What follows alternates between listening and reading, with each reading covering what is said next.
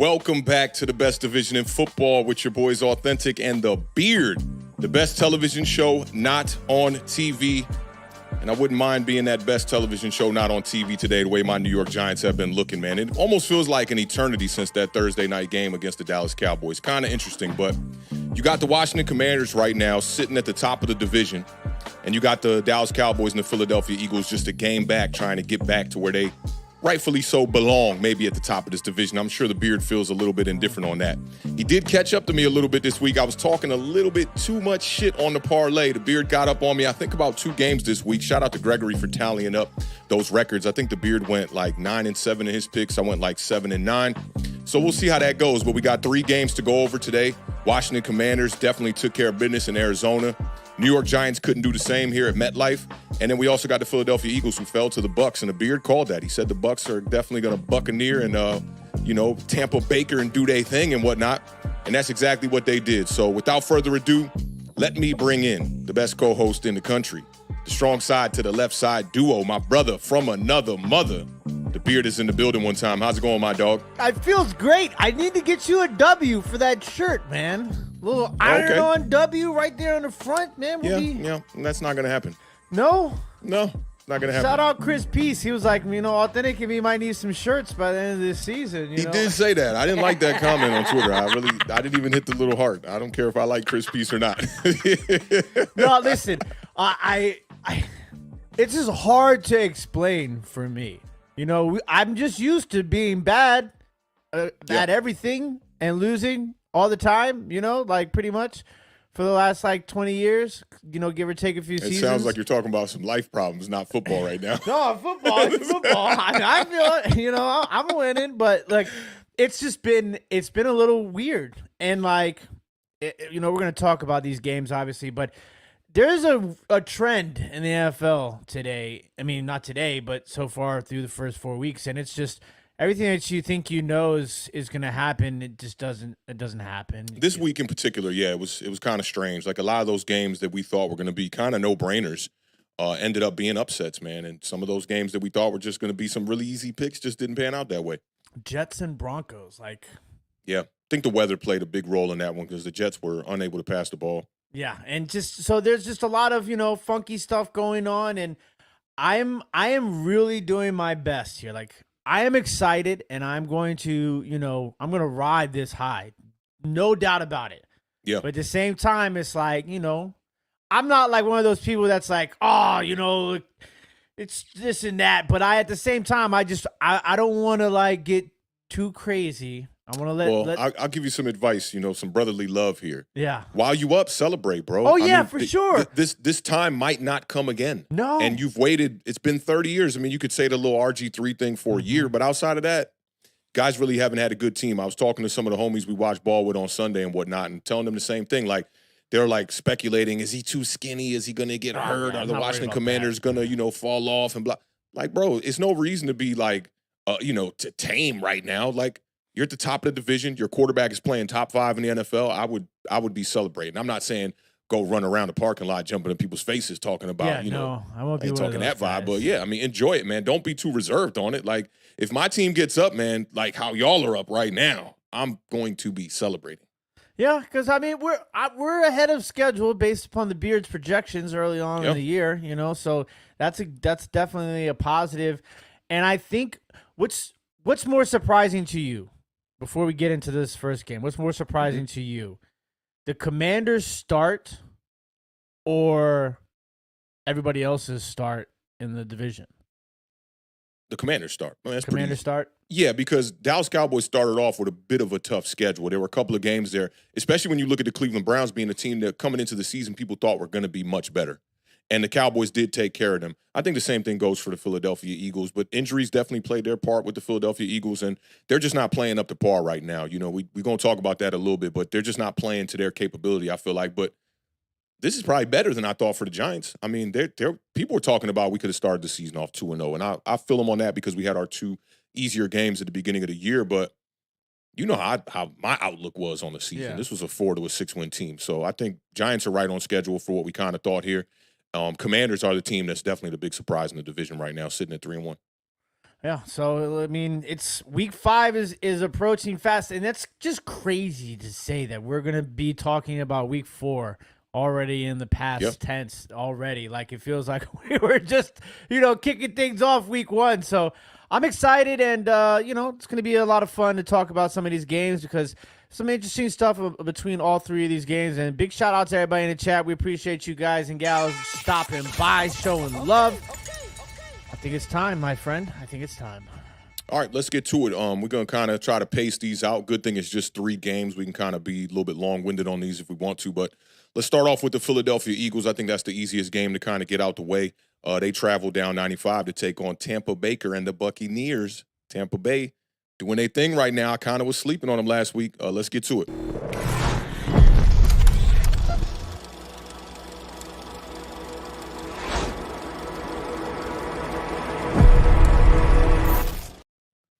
All right, man. So Tampa Bay wins this one in very impressive fashion. Offense got out to an incredible start in this one. They win it 33-16. The Philadelphia Eagles now are 3-8 in their last 11 games.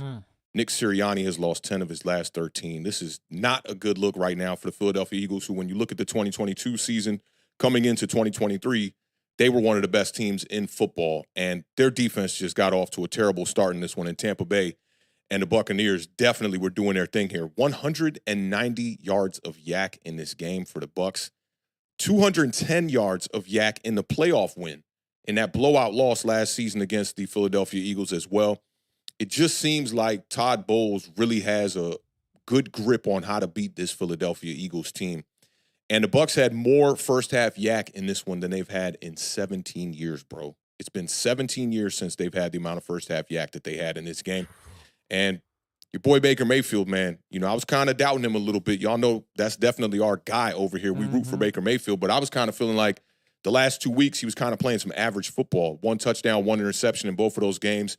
He was hovering right around or right under 200 yards per game. Did a great job in this one, getting the ball out extremely quick in this one. He was 30 of 47 for 347 yards, 2 touchdowns, no interceptions. He was only sacked 2 times on the day. His time to throw in this game was 2.8 seconds, which was the absolute lowest in the NFL in week 4. So a lot of people like to look at that statistic and think, oh, the offensive line's not blocking, et cetera, all this, But that just shows you that the quarterback is getting that ball out in rhythm, in time, within structure. And I thought they did a good job of running the rock with both running backs in this game. Bucky Irving and Rachaad White both had identical stats in this one outside of the touchdown from Bucky Irving. They were both 10 rushes for 49 yards. We talked about the emphasis on trying to target Mike Evans in this game. Baker Mayfield absolutely did that. Mike Evans left this one with 8 receptions, 94 yards. I think his longest catch was 19 yards, so they were doing a bit of matriculating down the field as far as Mike Evans' productivity goes. 24-7 at the half, man, and you blinked and this game was out of reach already. And I was thinking, like, where's Saquon? That's what I was thinking about in the first half of this game. It's been a bunch of slow starts for the Philadelphia Eagles throughout this year. And right now, they're the only team with 0 points in the first quarter, the entire season. And the Giants went through that last season with the first half struggles where we didn't get our first half touchdown until week 5. And it's almost impossible for you to be in games against good offenses when you're not scoring any points in the first quarter or in the first half.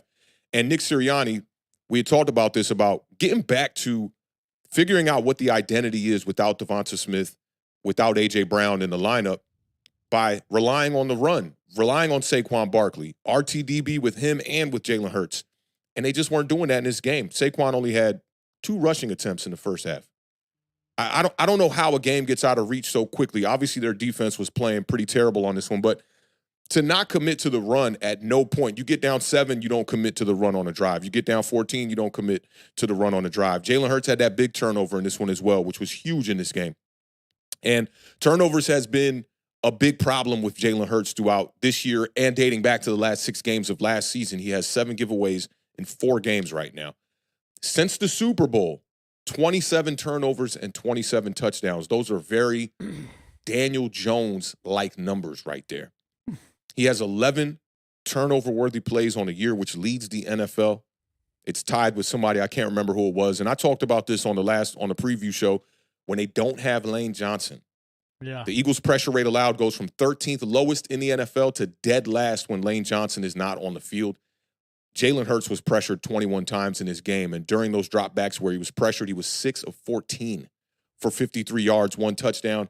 His yards per attempt was 3.8, and he had the most turnover-worthy plays as far as those kind of categories when he was pressured. He had just 2 turnover-worthy plays, but it was more than any other category when he was kept clean and when he was blitzed. He finished today 18 of 30 for 158 yards, 1 touchdown, no interception. That completion percentage is just not good. He was 0 of 3 on passes over 20 yards.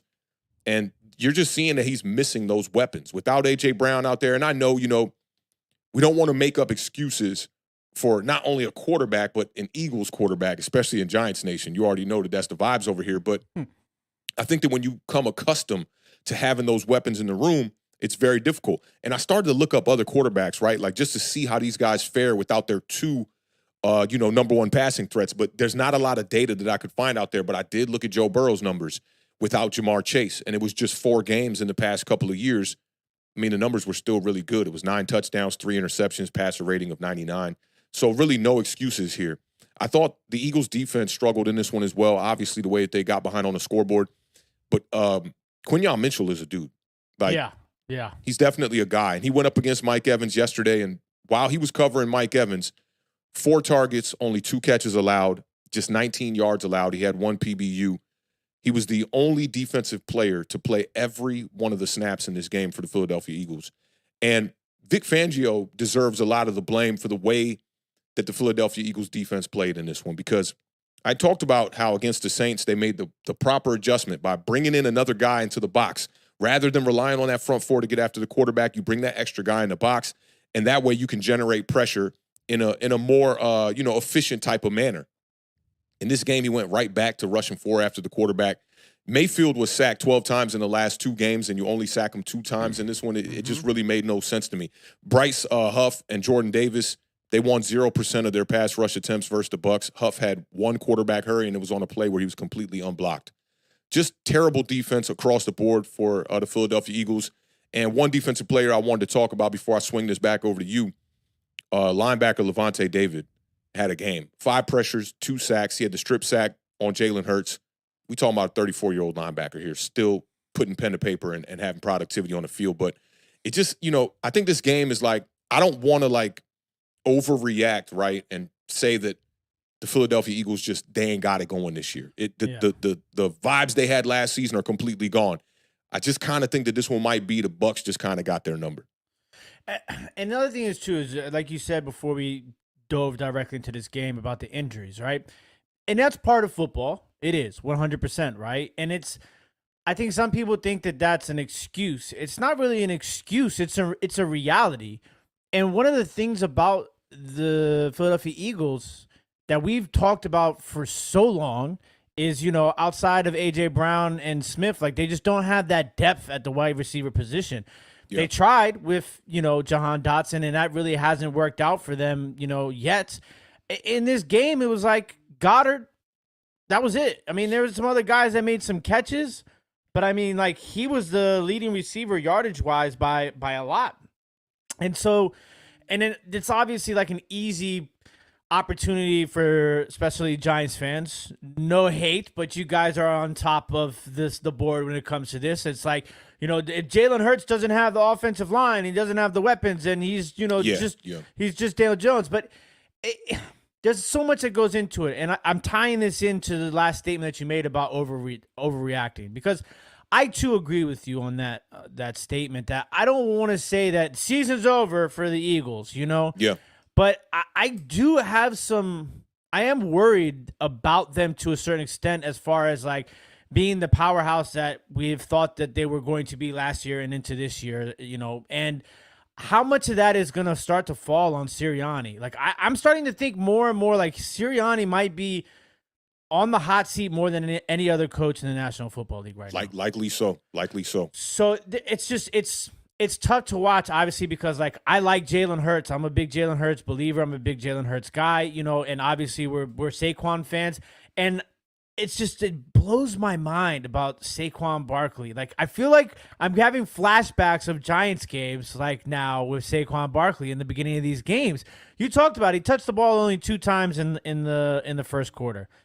The second quarter, when they went on that 70-yard scoring drive, how many times did Saquon Barkley touch the ball on that drive? 5 times. 5 times? 5 times on that drive. So it's like I thought it was 2 at the half, so it was 7 at the half. Yeah, so they had a scoring drive in the second quarter, and he had 5 touches on that drive. That drive was 14 plays, 70 yards in the second quarter. That's even worse. So now, because he only ended with 10 rush attempts, right? Yeah. So that's just three carries 3 in the second half. It's ridiculous. It doesn't make like that, especially when you have no A.J. Brown and no Devonta Smith. Like, what are we doing? What are we doing? It's tough for me to grasp that, especially when the data shows you, like if you guys are going to be analytics, okay, let's use them in the right way. Not going for 2 when you're in the third quarter. Like, what game was that when I was going? Oh, yeah. What was it? 18 minutes left in the Monday night game, the Seattle Seahawks and Detroit Lions game. I didn't understand that one either. So, like, stuff like that, like, but you can't use the analytics to realize that, like, Saquon Barkley this is what you need to do. You're being successful. You're being able to control the clock a little bit more. Give your defense a little bit of a break. This is a crazy number right here. By the time Tampa Bay had 24 points, do you know how many yards Philadelphia had? I'm going to go with like 24. -5 yards. It's crazy. By the time they had 24 points. Tampa Bay had 24 points and Philadelphia had -5 total yards. That does explain, the abandoning of the run, but you still have to mix that up, especially with your 2 wide receivers out. Like, I'm agreeing with you on that 100%. It's like, I get it. You're getting blown out. They're running down the field and scoring fast. The Jalen Hurts strip sack is really when the game is over, because the Buccaneers take over damn near in the red zone at that point. Yeah, but that one and the Cooper DeJean muff pump. Yeah. That one was critical. Like, I was watching that game on mute, right? And I had red zone with the audio up, so I didn't really hear what the announcers were saying. But just watching it live, like, I thought the dude interfered with the punt return, but they said he got blocked into him or something like that. I don't know about that, man. That was a little sketchy. I'm not gonna lie about that either. And then the other thing is Philadelphia's defense. There's something that's missing. I don't know what it is. Like a different level of physicality. Like when Philadelphia was rolling, right? Yeah. Was that the year when it was like they had like 6 people with like, what was the number? Yeah, like Sam Reddick. It was I think they had 69 sacks on the season. Might have been 71, bro. It might have been 71 sacks. They're just missing that level of intensity. Tampa Bay goes 4 for 6 in the red zone, bro. Yeah. So it's just there's a whole lot to like really just, that kind of is crazy. I mean, the time of possession, Tampa Bay 36 and 17 seconds to Philadelphia's 23 minutes and 43 seconds. Like, it's just like that's how you got sometimes you gotta I heard a bar, and I can't remember who said it, where I heard it, but somebody was like, sometimes the way to speed the game up is slowing it down. And I was like, I heard that and I was like, man, that is like the football like that I have been talking about for so long. And what's crazy is I feel like Washington does a lot of that, right? Because they're on the field for so long, right? But the pace of play doesn't feel slow, right? Yeah. And it just, that's because they're efficient, But if you can find a way to be efficient, a la hand the ball to Saquon Barkley, like do some different things. It's just, I don't know. There's a lot wrong. It's not a lot wrong, but there's a lot that's not clicking right now for Philadelphia. Yeah, and I do agree with you, but I think that they're starting to become a team that is criticized under a microscope, similar to the Dallas Cowboys, I feel like, because of all the 2-2 teams right now, the panic is pointed at the Philadelphia Eagles, I think, more than a lot of these other teams. Even the Cincinnati Bengals now, they only got 1 victory on the year, right? Because they were 0-3, I thought. I think so. I think they're 1-3 now. Yeah, I think they're 1-3. The San Francisco 49ers are another team dealing with injuries in a very similar ballpark as the Philadelphia Eagles, right? Like no Debo, no CMC. They had Debo this past week, I think. I didn't get a chance to see that game. Debo this week. They had Debo, right? No CMC, which is likely for a long time here. He's talking about both of his Achilles tendons giving him issues, right? But sitting at 2-2, I don't feel like the panic is quite there yet with a team like that. Whereas like with Philly, it's almost like they're being treated as if they're a healthy ball club right now with no Lane Johnson, no Devonta Smith, no A.J. Brown. I think it does make things really difficult. And I will say this, being a Giants fan and seeing the New York Giants in 2022 overachieve, right? Not to the extent that the Philadelphia Eagles did, but we overachieved. So when we came back down to earth, I kind of felt like I had a good gauge of where this team really was in 2023, right? Quarterback gets hurt, season gets all messed up and whatnot, but I still felt like that was a 7, maximum 8-win type of ball club in 2023. Now, the Eagles, right? Over the last 30 seasons, right? Only 3 players have won 26 games over 29 starts in the last 30 seasons. And it's Patrick Mahomes, Tom Brady, and Jalen Hurts. Yeah. I think they overachieved. And now you're seeing them, couple of injuries. Forget the injuries even. When A.J. Brown was on the field, they didn't look up to par of what we thought they would be during that 2022 season where they made the run for the Super Bowl. And I do think that there's a disconnect, and I saw Kevin the PRF talking about this in the chat. General manager to head coach to quarterback. That's what everybody in this league is trying to get right. Right? All the scrutiny in New York right now is Joe Shane to Brian Dable to Daniel Jones.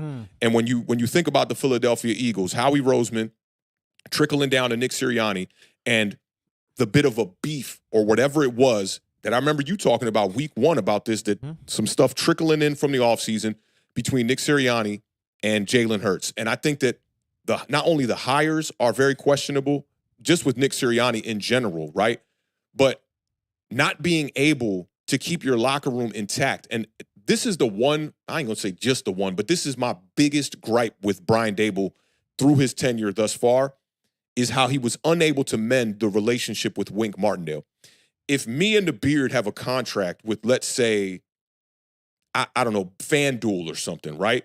And we're under contract for that year, and we have a quota that we got to hit with certain streams, and let's say me and you, which would never be happening, but are beefing or something like that.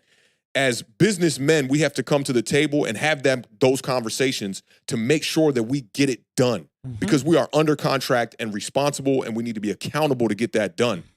I think that Nick Sirianni is lacking a little bit of that accountability, right? And I compared it to Brian Dable, who lacked the accountability as well when it came to Wink Martindale. It was like, you talking about you guys just had donuts, and the next week this guy's out of here, flaming reports are going to Jay Glazer saying like this dude's fed the hell up, all of this, right?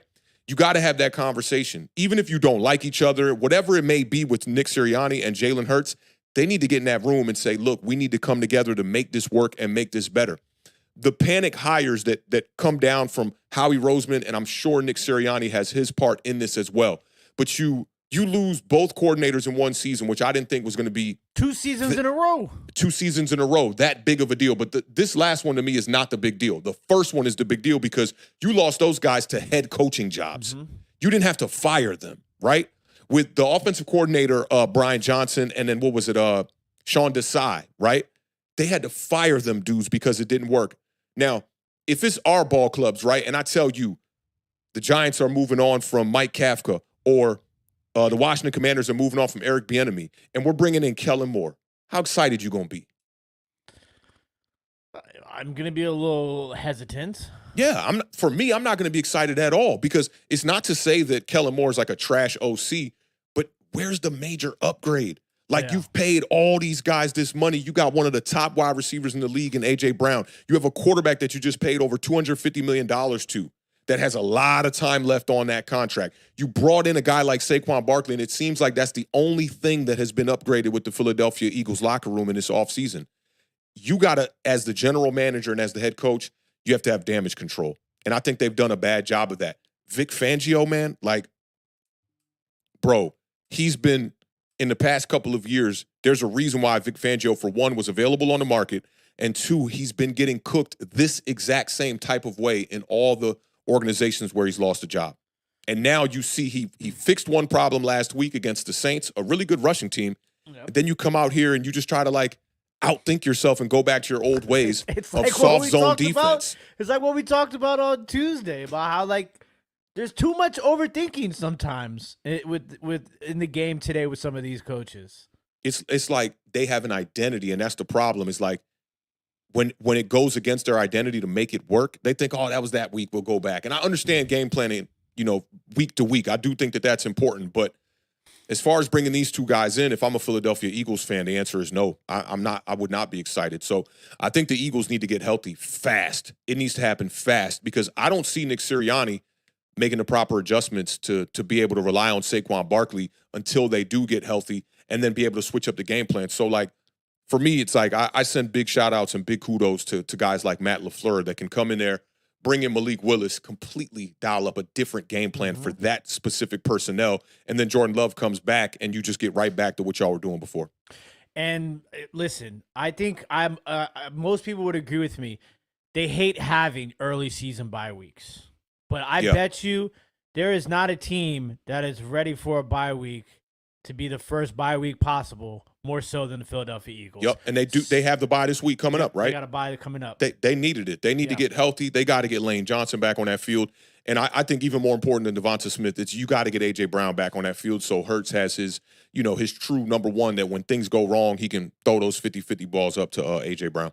Yeah, and last thing on Hurts with the turnovers are an issue, right? There's no getting around that. But there's a lot. Patrick Mahomes has, I think he's thrown an interception in like 18 of his last 20 games or something like that. Yeah. So like it's that's going to happen. It's just about the bounce back. And I saw some people talking about like, they're pro Jalen Hurts, but then they go on like this whole rant like, he's not a leader. And like the one thing about Jalen Hurts that's been crazy. because he apparently didn't stand up for Sirianni or like threw Sirianni under the bus or something. Yeah, I heard like the comments. He pretty much the reporters asked him like, are there conversations that are, having like some heat to them? And he was like, yeah, some. Yeah. So it's just like sometimes I think fans should just need to take a step back in those sort of situations. Because the one thing about Jalen Hurts that has been consistent since day one is that guy is a guy. He's a leader. He's always going to stay and do the right things when he has to, even when he doesn't want to. Like he's I've never seen otherwise from him. So like it's just I'm really concerned about that relationship moving forward. It'll be interesting to see how things change after the bye week. So that they really need it, not just for the health, but I think just to kind of like step back, decompress, reevaluate, and get back to the drawing board more so than anybody else in the NFL. I mean, like, you got teams like Miami and stuff like that, but I mean, like, they're down to their fourth quarterback already, and it's week 5. Like, there's certain situations that are just going to be tough moving forward. I think Philadelphia has enough talent on this team to be successful. They just got to find a way to make it work. Yeah, absolutely. And when you talk about that leadership thing, I really think it's Nick Sirianni that has to really look in the mirror and see if he's, cut out to be the right leader for the Eagles. I mean, we've seen numerous instances, one that comes to mind is in the playoffs where Jalen Hurts had to literally be like, yo, bro, calm the fuck down. What are you doing, man? So we'll see how that goes moving forward. Teams like them, and I think the Cincinnati Bengals are in the most trouble right now, especially after the Baltimore Ravens climbed out of the hole that they were in at 0-2. So we'll see how things go moving forward. But like you said, I think the bye week is at the perfect time for them. Mm-hmm. But let's, talk about this next game, the one that I'm sure you've been waiting on the whole entire weekend here after you guys definitely took care of the Cardinals. Let's talk about the Commanders who traveled on the road, man, and really kicked some ass against the Cardinals.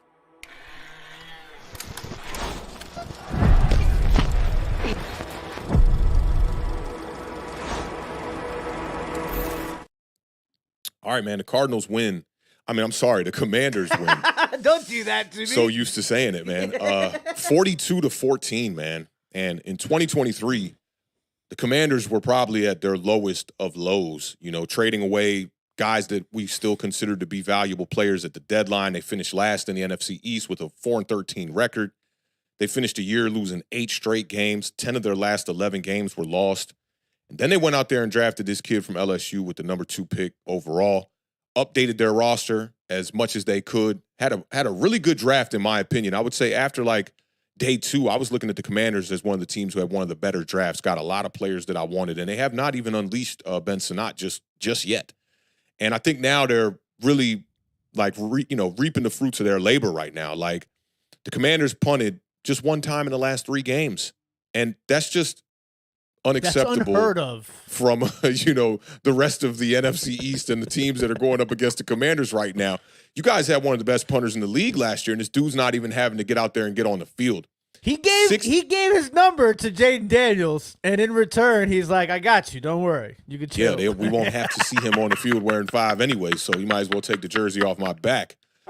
16 consecutive scoring drives. It did get broken in this game. That was the most consecutive scoring drives since 2000. They scored on 7 of their 9 drives versus Arizona this past Sunday. Washington Commanders' offense was just on fire the entire game. 9 drives, 42 points, which is the most in damn near a decade now. That's since 2016.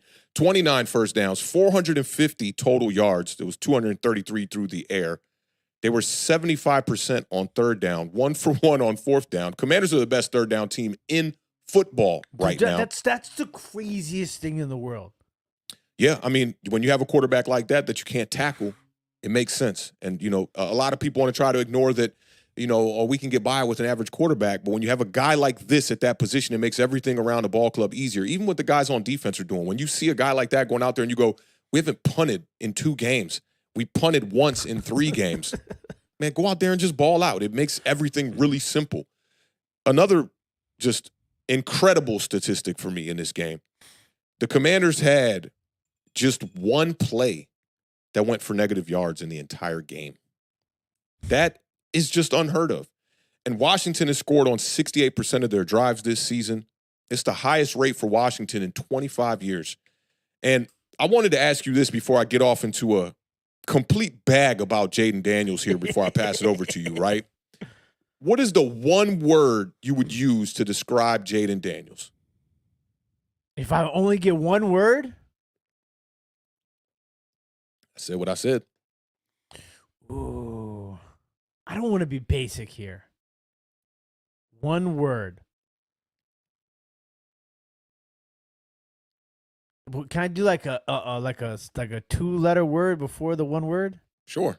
Okay. In control. In control. I like that. That's a good one. I could have used dog. Dog's a little cliche, right? I'd go with poise. Yeah. Because dude is like playing football like he's been here for a long time. And yet he's only played his 4th game. 26 for 30, 233 yards, 1 touchdown.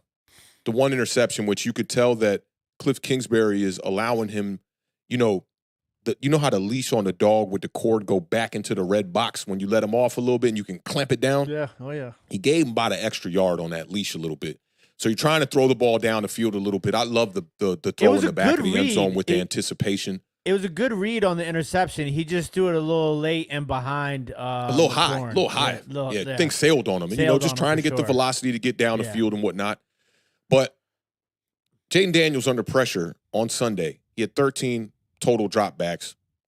He was perfect on those dropbacks. 96 yards, 1 touchdown, no sacks. And Jayden Daniels now joins Robert Griffin III, which, some people are saying this feels like that time. I think it feels even more heightened, more than that. But since Robert Griffin III, it's the only other quarterback to ever eclipse 200 rushing yards in their first 4 games for the Commanders, or for the NFL at that matter. And he's first in rushing touchdowns right now with 4. The last 2 weeks for this kid, he's playing perfect football. His adjusted completion percentage is 90.6% in the last 2 weeks. 574 total yards, 5 total touchdowns. He's finding his weapon that in the first 2 to 3 weeks, they were having a little bit of issues connecting, getting the kind of chemistry that they really wanted. But now he's got Terry McLaurin, and he's giving him those opportunities to make those plays that Terry McLaurin always makes, which is contested catches. Leads the NFL right now in contested catches. It felt like after the first 2 to 3 weeks, Terry McLaurin barely had any targets, let alone receptions. And now to have 7 contested catches on the year. Everything is galvanizing around this offense on the Washington Commanders. And Brian Robinson now back-to-back now has his second, not back-to-back, but his second 100-yard game of the year. And he also leads the NFL in a pretty interesting statistic. Most rushing yards after contact in week 4, Brian Robinson. 76 yards after contact, 21 rushes for 101 yards. So you're looking at 3/4 of the yards being after contact. Mike Allstott sound effects. Yeah, and Brian Robinson, we saw him at camp, not even that big of a guy. Like, people call him Baby Derrick Henry. Gibson was bigger than him. Remember Gibson was there? much bigger than him. Much bigger than him. And it's kind of crazy that this guy plays this physical. And I jotted this down on the notes, and I wanted to see if you remember where this lyric came from, what the name of this song was. Word on the street, I'm a suspect, hanging with the killers in the projects. OG Bobby Johnson. Yeah. Hell yeah. That's a good one. Jayden Daniels has been sacked more than 2 times in just one game right now. That was against the New York Giants. The Cardinals didn't touch that kid. The pass blocking grade on PFF was 80% over the last, not one game, 2 games. 80% PFF blocking grades right now. Let me ask you something. You got Brandon Coleman in front of you on them PFF grades? I don't have the total like individual grades. I just have that as a team grade. He absolutely shined in this game. I want to say his PFF passing grade was the highest in during this week outside of Trent Williams. I think it was 86 PFF grade on pass blocking. And this is the guy that I was telling you about how they've been slowly kind of working him in at left tackle, who was a guard coming out the draft, and everybody was losing their mind like they do in Washington. Like, why didn't we draft a tackle? Why didn't we trade up and draft a tackle? And, this is kind of a little inside joke from what I said earlier on Twitter was, you got to trust the front office right now. Like, this is a new thing for Washington Commanders fans where things are actually getting done the right way. And, Brandon Coleman, if we end up getting, which I can't remember, I think he was 4 for 6, somewhere between 4 and 6 round draft pick. And that's going to be your starting left tackle now moving forward for the next, hopefully, 5-10 years. That's absolutely brilliant. You see, now I think you're getting out your seat. Well, I'm just saying, like, you got to also factor in the competition that y'all have played against, right? Very true. Who were the 4 games? It's Cardinals, Giants. What was your opening day game? The Bucs, Tampa Bay. And then what's the other game? Come on, it's your team, not mine. Tampa Bay, Giants, Cardinals, and I'm brain farting right now. And who did we beat the week? Y'all beat the Giants. Y'all beat the Cardinals.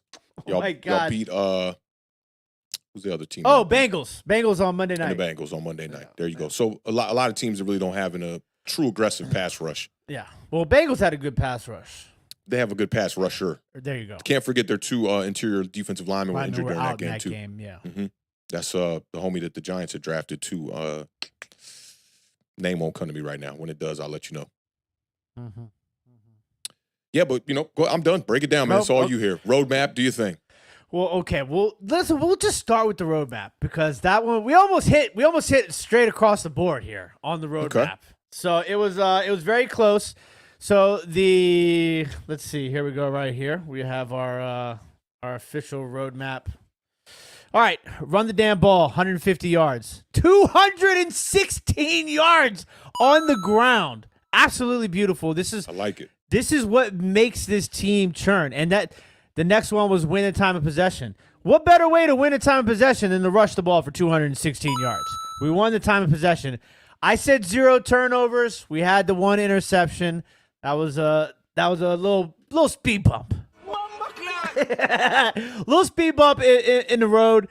Win third downs. Absolutely crushed both sides of the ball on third downs. So that was a win right there. Arizona, 50% or less in the red zone. Now, this was a big one for me because in my mind, I'm like, okay, they're going to be in the red zone probably 6 or 7 times. But they were only in the red zone 2 times, and they were 2 for 2 in the red zone. So we didn't hold them under 50%, but we only let them get down there 2 times, which is a positive, and I'll touch on that in a little bit.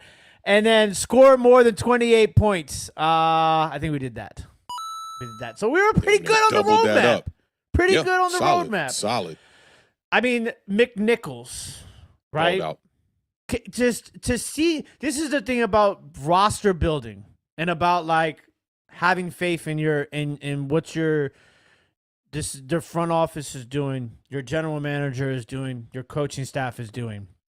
Putting these guys in the position to succeed when somebody else goes down. Austin Eckler is a huge part of this team. and to see McNichols kind of just step in and have 2 touchdowns, and boy, he looked good on on the 1 touchdown run, and he was in the red zone. The cutback that he hit on that play was it was 2 cutbacks, really. He hit a little two side steps on that touchdown run. And then the other one, he was doing a little pirouette like Mighty Ducks, the guy in Mighty Ducks down the sideline and scored a touchdown. The tackle too. Yeah, that was a nice one. So like to have that is just it's so Where did McNichols come from? He's been around for a while. Like he's just kind of bounced around, like practice squads and stuff like that. But Samaje Perine vibes. Yeah, and he found a spot here, and you want to know what's crazy? I might be wrong, but I'm pretty sure I'm not. But I say that all the time. You know how Washington does? They do rotating captains. So each week we have different captains. He was named a captain for this game. Okay. And like to see a guy who, hasn't played much outside of, when Eckler went out last week, to come in, become a captain, and just score 2 touchdowns and make some big plays. I mean, like that's stuff that like it's almost fairy tale like, and like that's kind of what some of this is started to feel like. But now it's starting to feel like it all makes sense, and this is happening because of all the pieces to the puzzle that this front office and coaching staff has been able to do. He's in the 7th year. It's kind of crazy. Yeah. 2, 3, 4, 5. This is his 6th different team. He's a journeyman. But listen, we got a place for you to put your bags here in Washington, Terry. Okay? So thanks. We appreciate you, bud. And this is one of the great... Jeremy. I was like, we talking about Terry McLaurin or something right now? The Terry that's crazy. McNichols is teasing to drop that one. But listen, this is one of the craziest stats for me. Because Awthentik and I were talking before the show, and it's like, there's so many. And I said this on Twitter. I said, this is going to be a season of, this is the first time this has never happened before, sort of things. You're going to get a lot of that stuff with this team, I feel like. And, the last time this happened was because it's been so bad for so long, especially at the quarterback position, that, a lot of stuff is changing here with Jayden Daniels. But the fact that the Washington Commanders have more scoring drives this season than they do incomplete passes. Yeah, it's crazy. The only time that has happened besides this year with the Washington team since the Super Bowl era was one other time, and that was the Rams in 1973. It's crazy. You would think it was the Rams from 98, 99, Kurt right? Warner, Greatest show on turf. You would think, right? Like, it's crazy that hasn't been done, but y'all been playing some efficient football, man. It's impressive on the offensive side of the ball, and I saw Sarah in the chat says once Dan Quinn can rebuild the defense, watch out. The Commanders will be a serious, viable contender in the NFC. We kind of thought that the defense, we knew the defense was going to be a problem, but we thought because of all of the defensive, the signings and the coaching staff, that would come along first before the offense did. Not me. You must mean we as in like the Commanders fans, because for me, I always thought this offense would be out in front of that defense. The secondary is just still poor. Poor. It's really bad. But I will say they played pretty well in this game, better than I expected them to.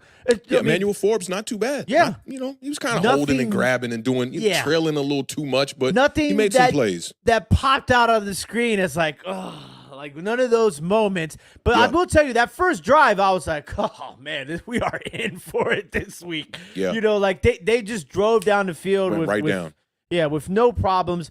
But we got 4 sacks in this game, which was huge. Okay, yeah, that's tough on a guy. Kyler Murray's not easy to get to. You know how many rushing yards Kyler Murray had in this game? Not many. I think he had 20. I think he had one rushing yard in this game.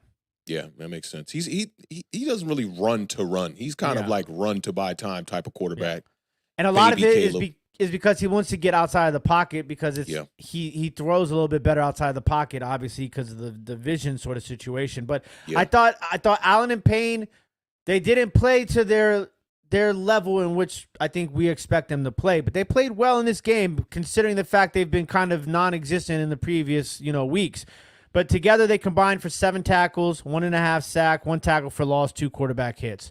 And you combine that with allowing the guys on the edge to make plays when they're making plays. And that's how we ended up with 4 sacks. Now, one of the biggest problems, we talked about the secondary, right? Like, that's kind of a given at this point. But what's really bothersome to me right now is the inability to stop the run.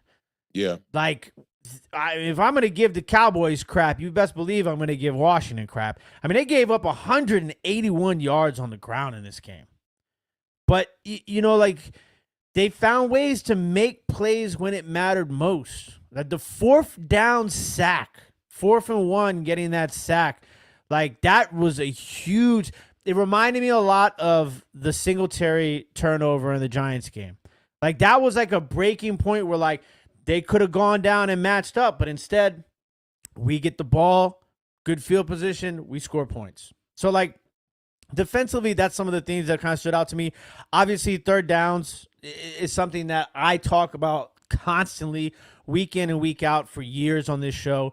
And to see us go 9 of 12. About to ask you about 3rd down again, too. 9 of 12 on 3rd down. I mean, you said it. We're the best 3rd down offense in the league. Like, it just, when I, like, hammer these points, right? And same thing with you. Like, how many times has Awthentik told you guys, what's the best offensive line? Oh, it's a decisive quarterback. Right? And what is Jayden Daniels? Still, when you look at Daniel Jones, and we're going to talk about that in the Giants game, right? Although that offensive line is much better, he's still being pressured because he's not decisive. I mean, he has taken a shit ton of dropbacks as well, too. But if he was more decisive, he'd be under less pressure. But that's just what it is. If you can get rid of that ball, you're not. I mean, we talked about Baker Mayfield in the first game. He's getting rid of the ball in literally almost 2 seconds flat. 1, 2, ball. Yeah. Come on. Like, and then this other thing, too, is like some people were like, oh, well, Jayden Daniels isn't making. He's not going through his progressions, and he's making his reads too fast. Is that there's the touchdown play, and this is the anticipation one, right? Yeah. There's some of these plays where he's making his first and second reads faster than the person on the couch can even see that he's making the reads. I don't like people talking about first read, second read when looking at the broadcast view. I don't think you can get that from that. No.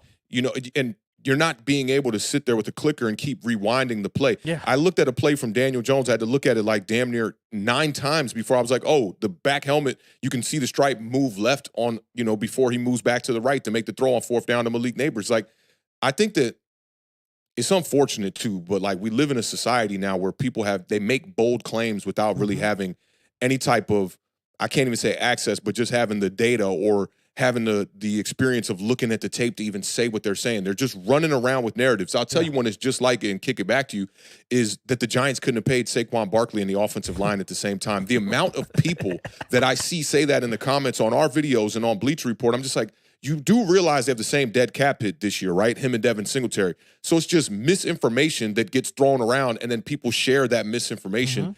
I don't want to hear anybody talking about progressions and reads. You don't know the play. You don't know what they're teaching him in the quarterback room to even say that this guy's just going on his first read. We don't know until you actually look at the tape, and then maybe there are some signs that can lead you in the right direction of where the progression actually goes, but we don't know what the coach is telling them. Yeah, and it's like, remember I was telling you about DeAndre Swift. Oh, he does no vision, and he's and then look what he does right after that. It's like it's just it's so different now. Like when we were writing papers in school, you used to have a sources cited. Like when I was studying, it was normally a Encyclopedia Britannica type shit he was citing. Like when I was in journalism, studying journalism at Harvard on the Pike.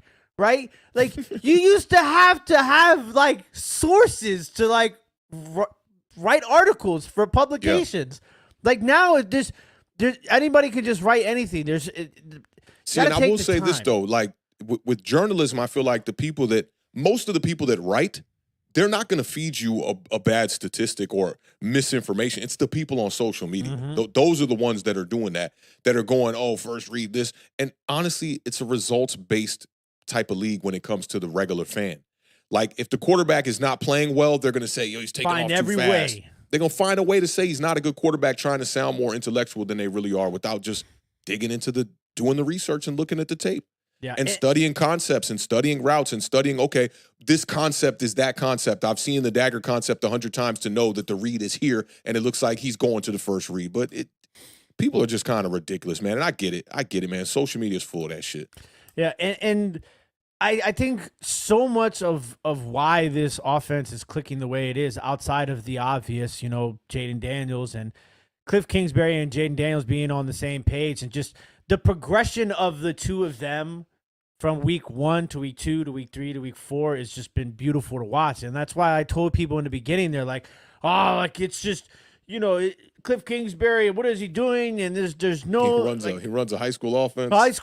And where's the creativity? And bro, and this is the thing, is that it's working. Like, this is how you should do it. Yes, Jayden Daniels is great right now, right? Yeah. And he can do all of these things.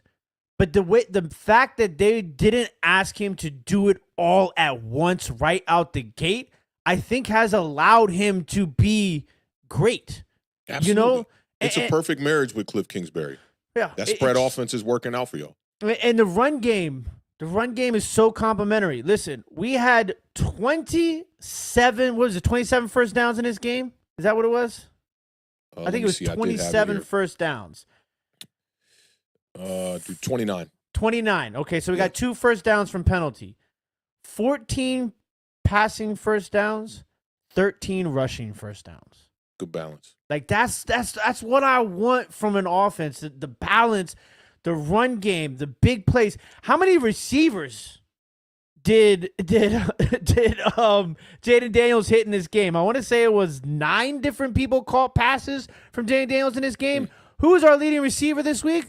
Zacchaeus, 85 yards. Yeah, he balled out. So it's just like, this is the football that I have been just yearning for so long. Running the ball, efficiency, third downs, clock control, converting on red zone opportunities, putting points on the board. Like, you're averaging 30 points a game right now. Which is, it's got to be second or third.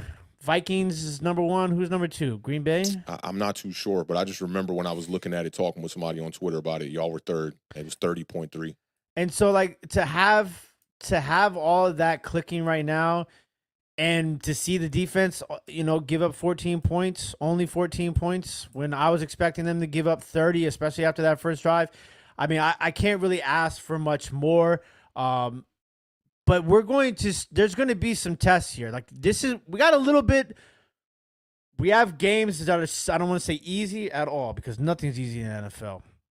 But we have a lot of games over the next couple of weeks that I think are comparable to the matchups that we've had so far. Cincinnati, Cleveland, I think kind of in the same sort of boat. Maybe not necessarily personnel. You guys have had a relatively easy start. Yeah. You're looking at a 4th place schedule, so that does help. Yeah. So we got Cleveland, Carolina, Chicago, and I think Baltimore, our next 4 games. So that Baltimore game is going to be a huge game, and that was week 6. The TV companies were fighting over that game. Yeah. They didn't flex us into the Sunday night game, and you guys are going to stay in the Sunday night game. Which is just crazy. Because CBS blocked it.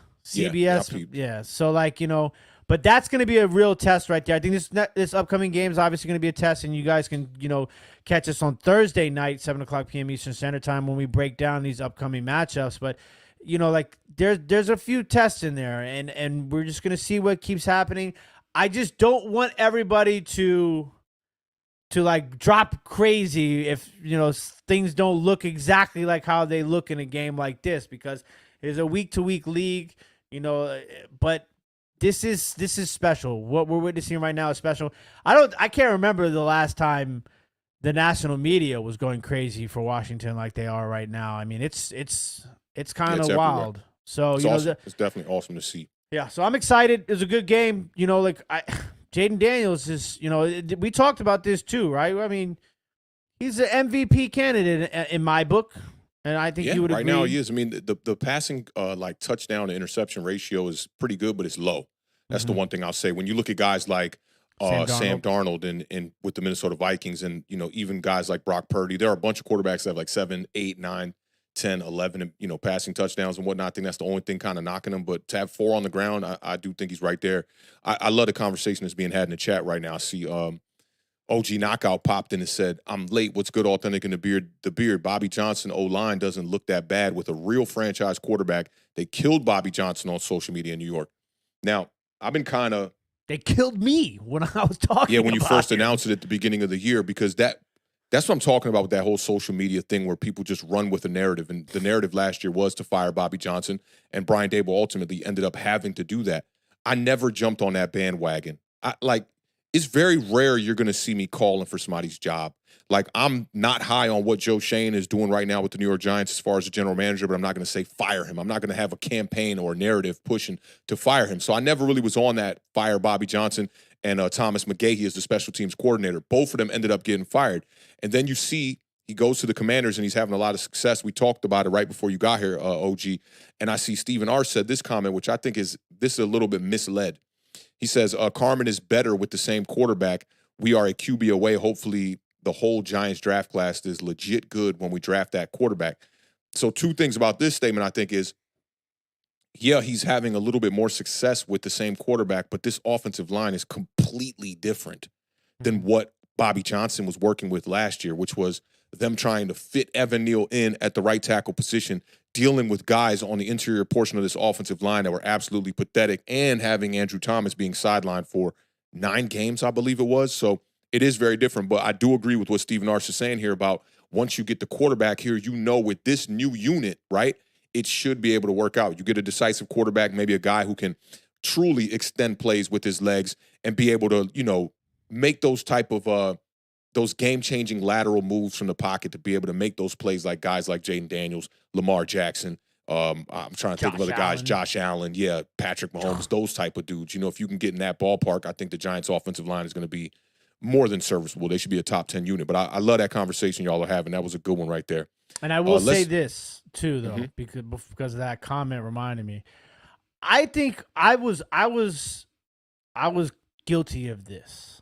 And I think that by my association of guilt, I've learned that it's so difficult in the National Football League to really, honestly, truly be just a quarterback away.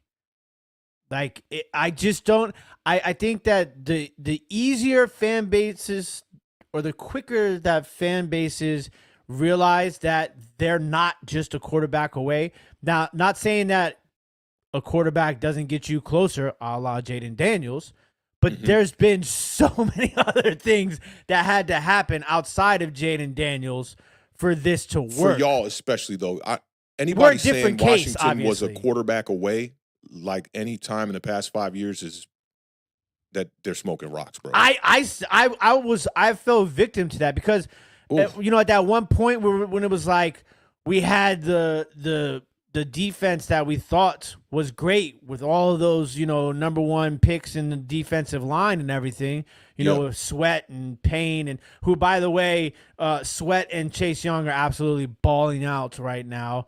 And so, you think that because we had all those cornerstones on the defensive side of the ball, and, we had Terry McLaurin, and, we just, it felt like, because our quarterback play was so dreadful that we felt like, we're a quarterback away, we got Sam Howell now. We're going to the playoffs, 11 wins. Here we come. I always thought that was wild. And he a young quarterback with no experience and whatnot. But I disagree with what you're saying about teams being a quarterback away, that you can't be that. It's just rare.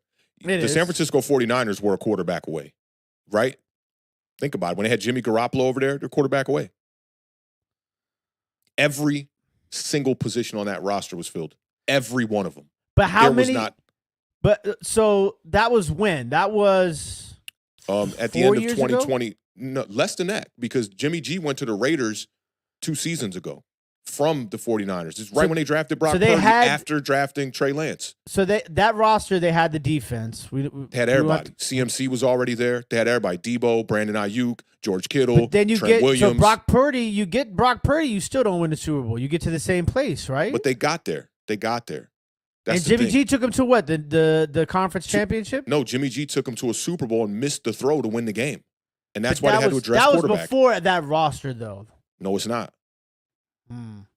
Yeah. But to get to your point, though, like you got to understand that, like, San Francisco is that model that a lot of people like to use for being a quarterback away. That's why they traded up 3 first-rounders to be able to try to go get Trey Lance because they thought he would be that quarterback. I always thought it was crazy because you have a team that's ready to win it right now. Why are you going to bring in a project quarterback, a guy who only had like 13 starts or something like that? Not even. Right. So that just didn't make sense. I would have went out there and got a guy like Aaron Rodgers, traded for him, traded for Kirk Cousins, somebody like that.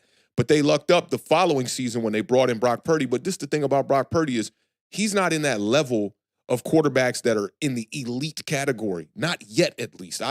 And honestly, I don't want to cap his ceiling, but I don't think he'll ever be in that same breath of a Patrick Mahomes, Josh Allen, Lamar Jackson, because physically he doesn't have that skill set to do that. Mentally, he does. He's a great anticipatory type of quarterback. He knows how to lead that offense and everything, and I do think they can win a Super Bowl with him.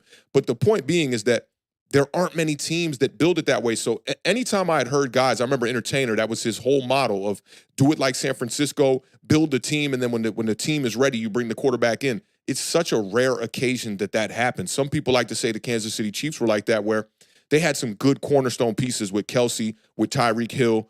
Who was their left tackle? Oh, man, I can't remember my homie's name. They had their cornerstone left tackle. They had Chris Jones on the defense. They had pieces around, right? But they revamped it when they brought in Patrick Mahomes. There was, I want to say, 14 new starters on that team the year that Patrick Mahomes took over for Alex Smith. So point being for me is that I do agree with you to a certain extent that term is thrown around too loosely. I heard people saying it about Atlanta last year, and I'm like, they're just not a quarterback away. You cannot rely on young pieces like that thinking that these guys are going to take the next step and you'll be a quarterback away.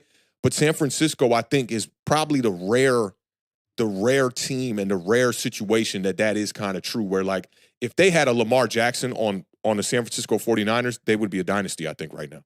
Do you think there's any teams right now that stick out to you that would fall under that rare moniker of being a quarterback away? No. Maybe the Dolphins, maybe. That's about it. Like, if you put an elite quarterback on the Miami Dolphins, they might be contending. But outside of them, it's not really no NFC teams to me that are like that. Yeah, most of those guys either have a quarterback in place or, most of the pieces are in place. But I really just think it's in the last decade, it's really been the San Francisco 49ers. Yeah. Even the Bucs, when they won it in 2020, they had to bring in a couple of pieces, playoff Lenny. They had to bring in Gronkowski. They had to bring in AB, I think out of retirement, I believe that was. And he played 8 games and completely balled out. That's a situation that, years down the road we'll kind of look back on. That Tom Brady went to Tampa Bay and just won a Super Bowl. Yeah, right after Jameis Winston threw for 5,000 yards over there. Yeah, crazy. Yeah, so they were close, only 7 wins. But nonetheless, I do agree with you that the term is thrown around a little too much. But there is some merit to it, San Francisco style. Yeah, there's some anomalies out there for sure. That. Yeah, but let's did we get the super chat? I feel like there was a super chat up here. Oh no, we didn't. No Mets, no Nets, no Jets. Big shout out to our guy, No Mets, no Nets, no Jets for the $4.99 super chat. Says shout out to Brad Holmes, the Lions GM, 5 Pro Bowlers and 3 All-Pros in 3 years. He's not talked about enough. Shout out AATB. I mean, they crushed it. Yeah. They crushed it. They've done well in all their drafts, right? I mean, Amon-Ra St. Brown is crazy. I fried them. Is Amon-Ra the first year they got there? Or was he there? So. I think so. What year is he? I'll look it up, but go ahead. Because he was, I think they got him in the 5th round. Yeah, he counted off all the receivers that were drafted before and then him. They traded. He also made the trade for Goff. He is their first draft. It was their first draft, if I'm not mistaken. But I fried them for the Jahmyr Gibbs draft because I could be wrong. It was 2021 he was drafted, and I think Dan Campbell's the next year, or was Dan Campbell 2021? Is this Dan Campbell's 2021 4th? as well? Yeah, so that's in his first draft. Yeah, and so I fried them for the Jahmyr Gibbs draft because I thought that I thought they needed more defensive players, and I thought that the guys that they drafted they already had players for, and boy was I wrong because that draft, the Jahmyr Gibbs, Sam Laporta, Jack Campbell, damn, I know I'm missing somebody else in that draft, but they crushed that draft, and that really propelled them. And just the way that David Montgomery and Jahmyr Gibbs together is just, I love Brian Robinson and Austin Eckler, but I think Jahmyr Gibbs and David Montgomery, I think that's the best 1-2 running back combination in the NFL. Likely. Definitely. I love what Detroit is doing. I mean, they showed you how to do that 2-3 year rebuild and really be a competitor early on. I mean, looking to get back now and lost a heartbreaker in the championship. I really thought that they were the better team that could have went on, but I do think that we're going to see a lot more days with the Detroit Lions in championship games and trying to contend for a Super Bowl, man. And I just love the coach. GM's definitely doing his thing over there, man. Continue to keep rebuilding that defense. I love their secondary core. I mean, they're doing it the right way, and that's going to be the model that people are going to study if the Detroit Lions can go out there and win a chip. Absolutely. Big shout out, No Mets, No Nets, No Jets. We appreciate the $4.99 and the support and love, my guy. Absolutely, man. Day one right there. All right, let's get off into this last game. Like I told y'all, I feel like it's been about a month since this game happened. But let's talk about the Cowboys who traveled to MetLife to take on the Giants. Giants are on the board with 11:16 to go here in the third. All right, man. Cowboys, another team that I feel like is not being criticized as heavily as the Philadelphia Eagles, sitting at that same 2-2 record in the same exact division. Giants fall to 1-3. Cowboys beat us 20-15 in this one. The Giants are 7-14 in their last 21 games now. So all the bright hope that we had after the 2022 season is pretty much all but gone at this point now. Dak Prescott is 13-0 in his last 13 starts versus the Giants, and the Cowboys have won 14 of the last 15. The Giants have now lost 7 straight games against the Dallas Cowboys. And it's just been a bunch of bad, I want to say bad luck, but that's not it. It's just been a bunch of bad play. Why the Giants can't really get over that hump versus Dallas. And the last time the Giants beat Dak Prescott at MetLife was in 2016. That streak will continue to go on. And this was a sloppy game for the Dallas Cowboys. 9 penalties in the first half. I thought let me check this light real quick. You know what I'll do? Hold on. Well, while Awthentik does that, yes, there was a lot of penalties in this game. I picked the Giants to win this game, and what really kills me is that the game was so close. I thought the Giants actually had a realistic shot of winning this game, and that's it's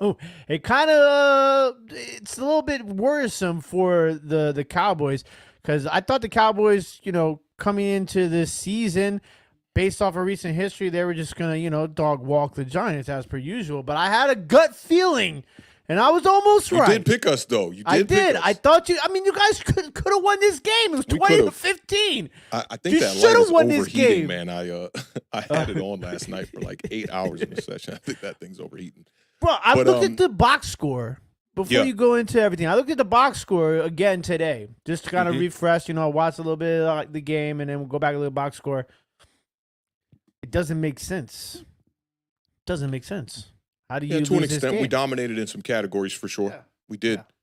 Yeah. But I just thought, there's one glaring stat that we talked about before the show, and big reason why the Giants didn't win this game. There's two big reasons, but this one is the biggest reason. And some might think, if you watch Awthentik and the Beard content, that I'd probably be talking about Daniel Jones being the number one issue here, but I don't think that's the number one issue. Can't run the damn ball. Cannot run the damn ball. Defense in the league. Which is that's so disheartening as a Giants fan here that we're supposed to be going running back by committee and all this shit that they talked about in the offseason. And it just has not been working. First half rushing for the Giants, 16 attempts, 29 yards. We were averaging 1.8 yards per carry. And somehow, with 8 more attempts in the second half, they ended up with less yards than they had in the first half. 24 rushes for 26 yards. We lost 3 yards in the second half rushing the ball. The Giants averaged 1.1 yards per carry as a team. And the Cowboys, like you said, were the worst rush defense in the league, and the Giants couldn't even run the ball against them.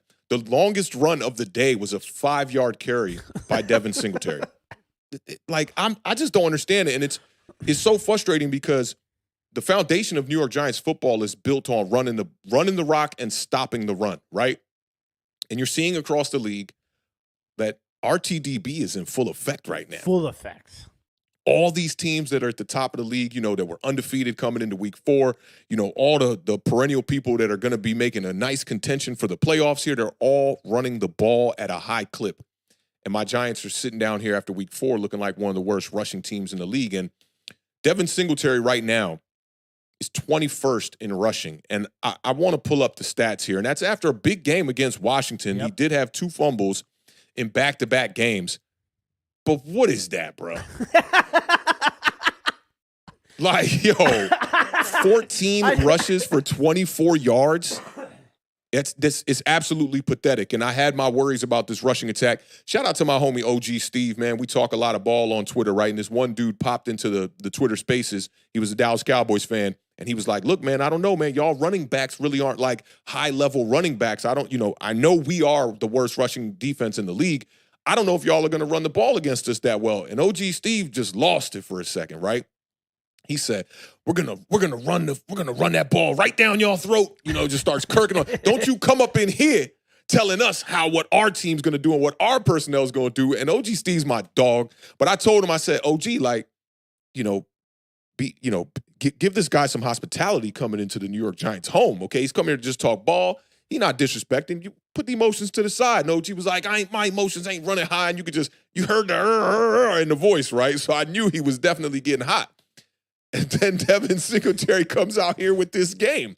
And I'm like, oh, gee, I told you, bro, like, we don't have high caliber running backs. Our offensive line is definitely more known for our pass blocking. Our run blocking has been okay. And in this game, the PFF grades were pretty decent. Most of the offensive line was over a 64 grade in this game. But I don't understand why our running backs are having such poor performances. I was alarmed in the preseason against the Houston Texans when I saw our first-string offense go up against their first-string defense. Devin Singletary had 10 carries for 20 yards. Looked a lot like that right there. Now, I went back and looked at Singletary's statistics throughout the year. 21st in rushing, 221 yards right now, 2 touchdowns on the year, 1.7 yards per carry against the Cowboys. And I was like, when is the last time Saquon had a game like this? And I think that this is, what do they say? It's not apples to apples. It's apples to oranges, whatever the hell they say. I still don't know what that shit mean, right? But whatever, okay? It's not an equal comparison. But Saquon Barkley was running with that same offensive line that we all complained about for Daniel Jones for 5 years, right? Nobody did that for Saquon Barkley. So I went back through Saquon's career and looked at every one of his game logs with the New York Giants to see when did he have games like this where he had over 10 carries but was averaging under 2 yards per carry. And in the entire, 6 seasons that Saquon Barkley was with the New York Giants, he had 3 games in his career where he had 10 attempts where he averaged less than 2 yards per carry. And just one such game in the past 2 years. You would think that those games probably came last year when the Giants were struggling. He didn't have any of them last year. The last time that it happened was against Detroit in 2022. It was week 10. And if y'all remember, Saquon Barkley started to kind of wear down a little bit towards the middle end of the season, a little bit after the injury that he had to his shoulder against the Green Bay Packers. I'm not here to make up no excuses for Saquon. At the end of the day, Devin Singletary and the rest of this running back unit have to be better. You cannot average 1.1 yards per carry as a team. I don't know about the statistics on this. The Beard asked me about it when we first went live. Like, when is the last game that even looked like that, where a team had ran this many times? 24 carries, and you have 2, you were talking about how you guys have more scoring drives than incompletions this year. We had 2 more rushing yards than attempts in this game. And to me, that just makes absolutely no sense. Now, it would be unjust for me to come up here and not talk about the game that Daniel Jones put out there against the Dallas Cowboys. A lot of split opinions on this one. Some people on social media are saying, man, Daniel Jones was not the problem. He had a really good game. As long as he could connect on some deep shots, that'd be great. Other people are saying Daniel Jones stinks. He's trash, blah, blah, blah, all this stuff. And I think it's somewhere in between all of that, right? Because I don't think Daniel Jones really had a good game. I do think that Brian Dable called a good game plan to show us the best version of Daniel Jones, which is the same version we have seen for a pretty long time here. And this is what you're going to get from Daniel Jones. Maybe a touchdown. The interception was late on a, Hail Mary type of play and whatnot at the end of the game. So I don't really look at that interception. I look at it kind of with a grain of salt a little bit here. The offensive line was solid in this one, responsible for 0 sacks on the day, just allowed 11 pressures, 0 quarterback hits on Daniel Jones. John Runyon allowed the most pressures at the left guard position with just 3. So very capable day if you're playing quarterback behind this offensive line. And Jones finished 29 of 40, 281, no touchdowns, 1 interception. But the biggest problem, the deep ball. The deep ball has been an issue for Daniel Jones. Some people still harping on to old statistics from 2019 and 2020 where Daniel Jones he was the lowest attempts from a quarterback position as far as being qualified to even be in the category of deep ball statistics. And yeah, his rate was pretty high that year. But on this day, he was 1 for 6 on passes over 20 yards. He was 2 for 8 on passes over 15 yards. You had a play where he used his cadence in a fantastic way, which I've noticed that about Daniel Jones this year, and the Giants in particular, and Brian Dable, trying to get defenders to jump off sides, literally resetting the cadence 3 and sometimes saying hike on the 4th time that they go through the cadence. And you saw that in this game. They get the right edge rusher to jump across the line, and we got a free play, and Darius Slayton has got about 3 yards down the field on, I believe it was Trayvon Diggs. Ball comes up short. Diggs comes away with an interception, I believe, but they did have the offsides penalty, so the turnover was negated. You also had the one to Malik Neighbors to start the game, and Stan texted me right when it happened. He was like, man, you see that from Jones? And I was like, I'm okay with it at the time, because at that point, it was his first deep ball of the game. He's 1 for 1. I'm like, all right, the ball was short. It could have been a touchdown if you put a little zip on the throw to Malik Neighbors. The wide open one. The double move that was sent from God himself that put that DB on the ground. The camera didn't even know what was going on. You can hear the crowd going like crazy before the ball was even thrown because he was so wide open off the double move. I mean, DB falls on the ground, beautiful double move, and Daniel lollipops the ball out there to make sure that he don't fuck shit up. And I was okay with it at the time. Stan texted me like, that is not a good look. And I was like, man, I'm okay with this, Stan. And then the game continued to go on, and I was like, another deep shot, another miss. You have Malik Neighbors go on the post. I mean, all you got to do is put the post route to the sideline and far out. He throws it down the middle of the field where Malik Neighbors is running the post. He has to kind of turn it back into a seam and then stop 4 yards short and try to make an amazing catch. 2 DBs right there make the breakup on it. The whole left hash is wide open. We don't get that one. You had another one to Malik Neighbors in this game. Then he took another deep shot to Jalen Hyatt late on the Hail Mary. The 2 to Darius Slayton in this game. Darius Slayton, underthrown by a mile, has to try to come back for the ball. And I see Giants fans on social media saying, Darius Slayton still has a drop problem because he has to come back to the ball 5 yards down the field. And it's interesting because with 2 different platforms doing statistics that I like to look at PFF for a lot of this stuff, and I like to look at Pro Football Reference for a lot of this stuff. PFF had Darius Slayton with 2 drops on the game. Pro Football Reference had him with no drops on the game. I look at the last route late in this game to Darius Slayton. It's an inside comeback route, and the ball is on his outside shoulder, low to the ground. He dives, and he doesn't catch it. If you want to put that one in the books as a drop, I wouldn't sit up here and argue it. But nonetheless, Daniel Jones is dealing with drops on the season. That's true for sure. Now, outside of all those deep routes, being 2 for 8 on passes over 15 yards and 1 for 6 on passes over 20, he was 27 of 32 on passes 15 yards or less. So for the people that are extremes supporters of Daniel Jones, that's the good, right? It's like when it comes to intermediate, he played solid ball. But if you can't pair that with a deep ball, then we understand the limitations that Daniel Jones is going to have moving forward. I still think, and I'll stand on this, that something is wrong with that neck injury and possibly the knee injury combined.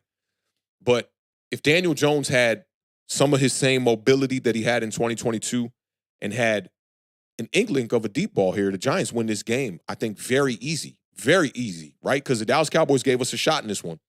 He's dealing with drops. The Giants had the most drops in the entire NFL at 11 right now. That's tied with the Cleveland Browns and Deshaun Watson. So you understand what's going on. Did you see the one that Amari Cooper dropped this past week on the post route that Deshaun Watson, 35 yards down the field, an absolute rope. It hit him in the chest and popped up in the air and got intercepted. See, and if you don't watch these games, it's hard to tell what's really going on if we just glance at a box score, right? Yeah, it's like you got to see the plays. I think it's very important to do that. And with Daniel Jones, that's not necessarily the case. We're not seeing some of that stuff we saw during the Evan Ingram era where it's like the ball just going right off his hands. But right now, Daniel Jones, we know this offensive line has been playing better, but he's seen the fourth most pressures of any quarterback in the NFL right now, which sounds just insane right now for a statistic, the way that we've been seeing this offensive line perform. But Daniel Jones does have the fifth most dropbacks of any quarterback in the league as well. His time to throw has been really good, 2.81. We're talking about Baker Mayfield having 2.1 seconds to throw the ball in week 4, and Daniel Jones in week 4 is at 2.81. Just 4 turnover-worthy plays all year. But I think that the way that Brian Daboll has been approaching this is low risk, low reward. You have to find a way to connect on some of these deep shots. We talked about in the preview show that a drive is 10 times more likely to end in a touchdown if you have just one explosive play on the drive. And we had one in this game, in the passing game, which was the first drive to Malik Neighbors. And then outside of that, we don't score on that drive. And not only do we not score on that drive, we didn't score a touchdown in this game. It was all field goals in this game, right? And 3.9% of drives in 2024 have ended in a touchdown without an explosive play. So you're just limiting your chances. The Giants had 6 drives that went 8 plays or more. None of them ended in a touchdown.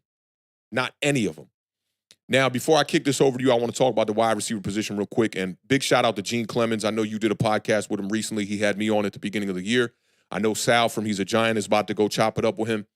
And I got a lot of my notes done early today, and I wanted to go look at his latest stream where he was talking about Daniel Jones and the lack of the deep ball. Now, what he was pretty much alluding to was that the yards per attempt from Daniel Jones at the quarterback position are never going to be able to open up this offense the way that we need it to be to win games. He went down the list of almost every quarterback this past week whose yards per attempt were equal or lower than Daniel Jones. And I want to say it was about 12 names. And of the 12 names, 10 of them lost their games. So if you have quarterbacks that are not pushing the ball down the field, in return, you're not going to win games. That's just what it is.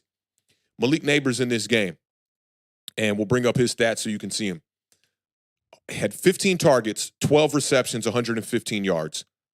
It's 9.6 yards per reception. He had the 39-yard reception in the beginning of the game. So let's just say we do the numbers without the explosive play that Malik Neighbors had. He's averaging 6.9 yards per reception. Those are less than like Jason Witten type numbers. That's tight end numbers right there. That's not wide receiver numbers that you're talking about a guy who led all of college football in explosive plays last season. He should be averaging much more when we're talking about yards per reception. But Brian Daboll has been hampered by a quarterback that can't throw the ball down the field. That just is what it is. Let's go to Wan'Dale Robinson. 14 targets, 11 receptions for 71 yards. It's 6.5 yards per reception. Hit the ADOT on Wan'Dale Robinson's throws is 5.1 yards. He's averaging just over a yard after he catches the ball. We're talking about a guy that had half of his yards last year were yak. He also had 12 targets in week 1 versus Minnesota. He had 14 in this game. Wan'Dale Robinson has more targets than Amari Cooper, DJ Moore, Chris Godwin, Garrett Wilson, Stephon Diggs, Amon-Ra St. Brown, CeeDee Lamb, Justin Jefferson, George Pickens, Mike Evans, Marvin Harrison Jr., and yours truly, Terry McLaurin. But yet the numbers ain't adding up right now. People aren't looking at the math is not mathing. They're not looking at Wan'Dale Robinson as a guy right now who should be having the type of yardage numbers of some of the people that are at the top of the league. Let's go to Jalen Hyatt. Different story.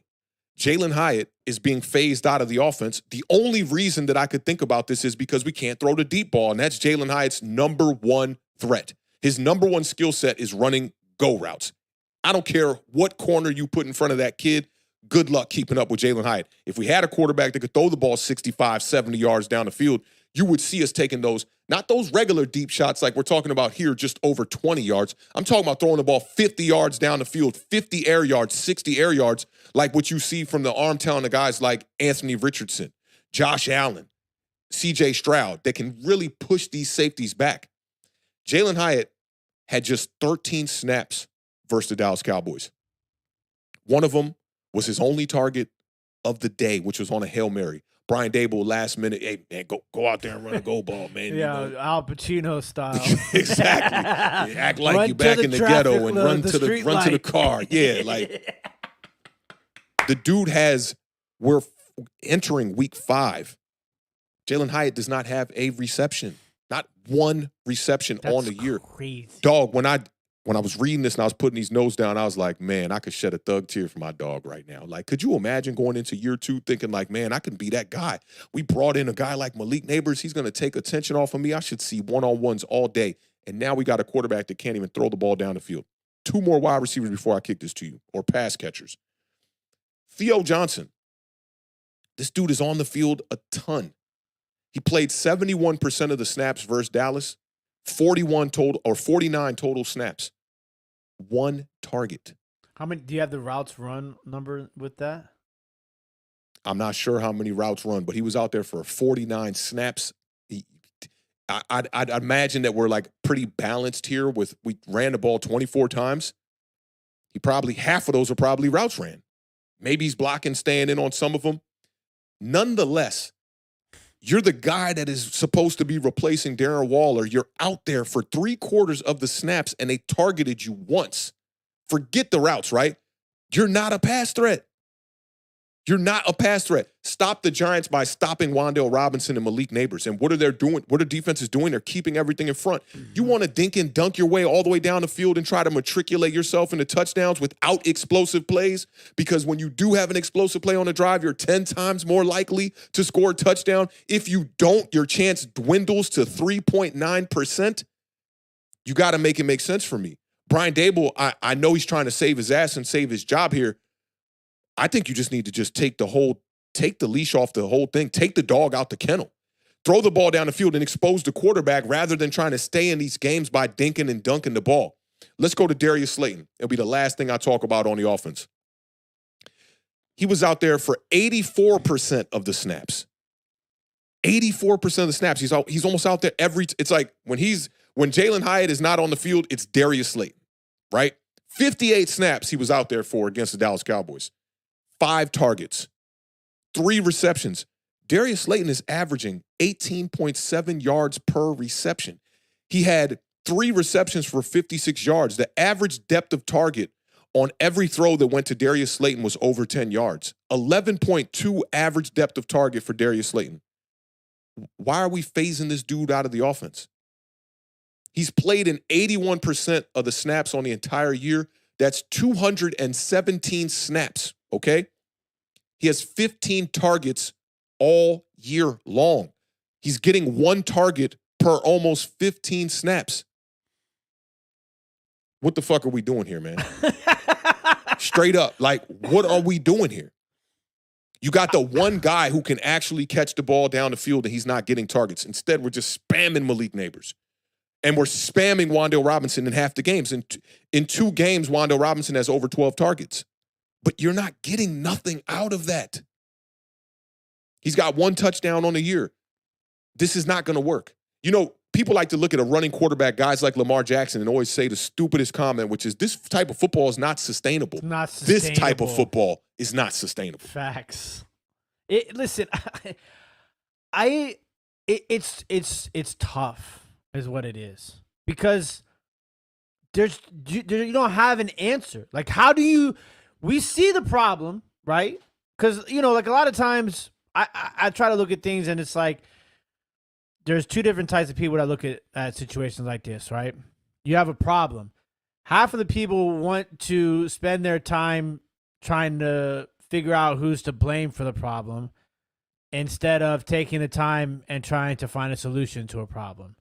The problem is with this problem, I don't think you have a solution to the problem. Expose the quarterback. So when you expose the quarterback, so that allows them to bench him, basically. I'm not even saying bench him because we'll talk about that after this because I do have a topic I want to talk about with Daniel Jones being benched, right?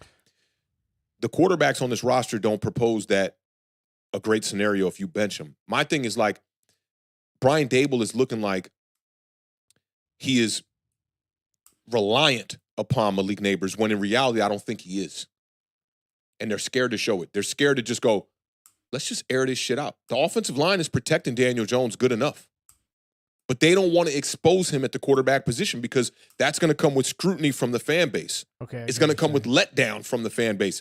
The scoreboard is not going to be as close. If you airing the ball out this entire game against the Dallas Cowboys and you lose 20-6, it's going to look worse. You're not going to be able to get into field goal range when you're going 3 and out trying to stretch the field and throw the ball down the field. But we saw that in the preseason game against the Houston Texans. Their whole thing was trying to air the ball out. You even saw it with Drew Lock at the quarterback position against the Detroit Lions in the preseason, and he ended up getting hurt. They couldn't protect him.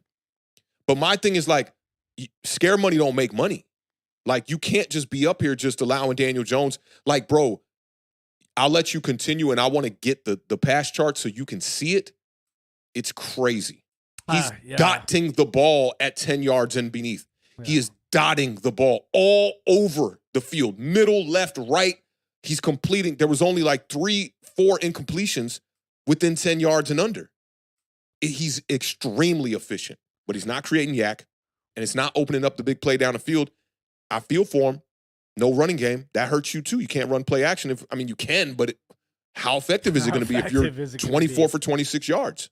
Yeah, I actually tweeted out during this game. I said, Daniel Jones looks the most comfortable I've seen him look in the pocket in a long time. Like, there was a point in time when the way that he was maneuvering, he didn't look like in his mind like everything was closing in on him. He looked a little bit more comfortable. He looked like maneuvering, but it was all on the intermediate stuff. As soon as it was a down the field sort of play, it's like he doesn't. He just kind of like goes right. It's like the complete opposite of Jayden Daniels. You know what I'm saying? When he's throwing those sort of deep passes. And it's tough. You know, the run game, I talk about this all the time. You got to have the run game. But they ran the ball 24 times. They passed the ball 40 times. Yep. You know, like, I mean, like, yes, the run game's not working. And it's hard for me to stand on business about not abandoning the run game. But, you know, like, 1.1 that's, I mean, I respected that part from Brian Dable too. Like, you're not getting nothing. Yeah. And you still committed. Close game too. And the third, that's the thing that's crazy is that this game is close. You look at a game where it's like 1.1 yards per rush, 40 passes to 24 passes. You're thinking you're probably down, like, you know, 2-3 touchdowns. Those sounds like the numbers that might have been happening in a Philadelphia Tampa Bay score, not in a score like this. And third downs, 5 of 16. I mean, the Dallas Cowboys, I mean, let's be honest, they stunk too in this game. You know, Dallas was 3 for 10 on third downs. They were bad on third down, but I thought Dak Prescott played a damn good game. Oh, Dak was, especially early on, Dak was frying, dotting. CeeDee Lamb had a good bounce back game too from the previous game, and they ran the ball a lot better than what they have been efficiently. But to only have 20 points and to be in a 2015 game, I mean, Dak only had 5 incompletions in the game. What were the red zone numbers like? You got red zone for Dallas? I know with Giants, I don't know what Dallas was. Giants were 0 for 2. I wrote that one down because the Cowboys had the worst red zone defense in the league. They were giving it 90% of the time. Opponents were scoring touchdowns in the red zone, and the Giants go 0 for 2. The next thing on my notes was the first possession of the second half. This is like back-to-back, no, not back-to-back weeks, but this is the second time in 3 games where the Giants botch an opportunity in the first possession of the second half. Against Washington, they fumble, right? In this game, you get the ball all the way down to the 3-yard line. Listen, I am 90% of the time, I'm a take the points type of guy, right? Yeah. But, I mean, you see how the game is going? Like, sometimes you gotta make decisions based off of the game script. I think that's why he kicked it, though, because it was 12-9. Yeah, but Me personally, you don't drive all the way down to get the ball all the way down to the 3-yard line to kick a field goal. I think it's a tough situation because if he goes for it there in a game that relatively was low scoring throughout and he don't get it, it's a damned if you do, damned if you don't type of situation. I see reasons that support each side of it. Yeah, because for me, on a 3-yard line, right, you especially in a game that's going like how it is, right? This is why I thought kind of like game script too, is that your defense is actually playing fairly good considering the outcome of everything, right? Yeah. So if you don't make it, you're forcing Dallas to start from the 3-yard line. If your defense performs the way that it's been performing, there's a good chance that you're going to be able to get that. If you can force a punt, you're flipping the field anyways. You should be at least if you're forcing a punt because the play calling of your playbook is very limited from your own 3-yard line. That's just how it is. So like for me, I'm looking at it as okay, if we don't get it, Dallas is on their 3-yard line. It limits their playbook. If our defense plays the way that it's playing, then we can flip the field and still be on their side of the field when we get the ball back. So for me, the risk is worth it's worth it to go for it on that position, that play. But then here to play devil's advocate a little bit, why I can see both sides. Let's say you don't get it there, and then they drive down the field and end up scoring a touchdown on you. Now you down 2 scores. Yeah. And in that type of game, when you're running backs, you leave the first half, you had 29 rushing yards at half. You couldn't run the ball for shit. You knew it was going to be on Daniel Jones and Malik Neighbors on the short game. I see both sides of the coin. I see why Brian Dable tried to keep it close and tie the game up at 12-12 rather than giving the ball back to Dallas. What play do you run?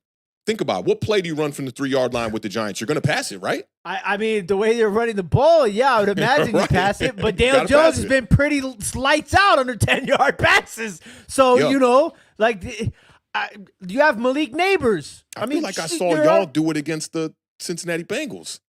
Went like 90-something yards on one of them drives. Yeah. So I just look at it like it could go both ways. It could. 1,000% and when you talk go about both flipping ways. the field position, let's not even go as egregious. I see Ben Harris is in the comments saying 97 yards. If they get a touchdown, then they deserve to win, right? It's early in the game. It's not a game-winning type of situation just yet. It's the beginning of the third quarter when this happens, right? First possession of the second half. It's the first possession, right? So let's say not even a touchdown. Let's just say they get 2 first downs, and then they flip the field position on you after you didn't get it on 4th down.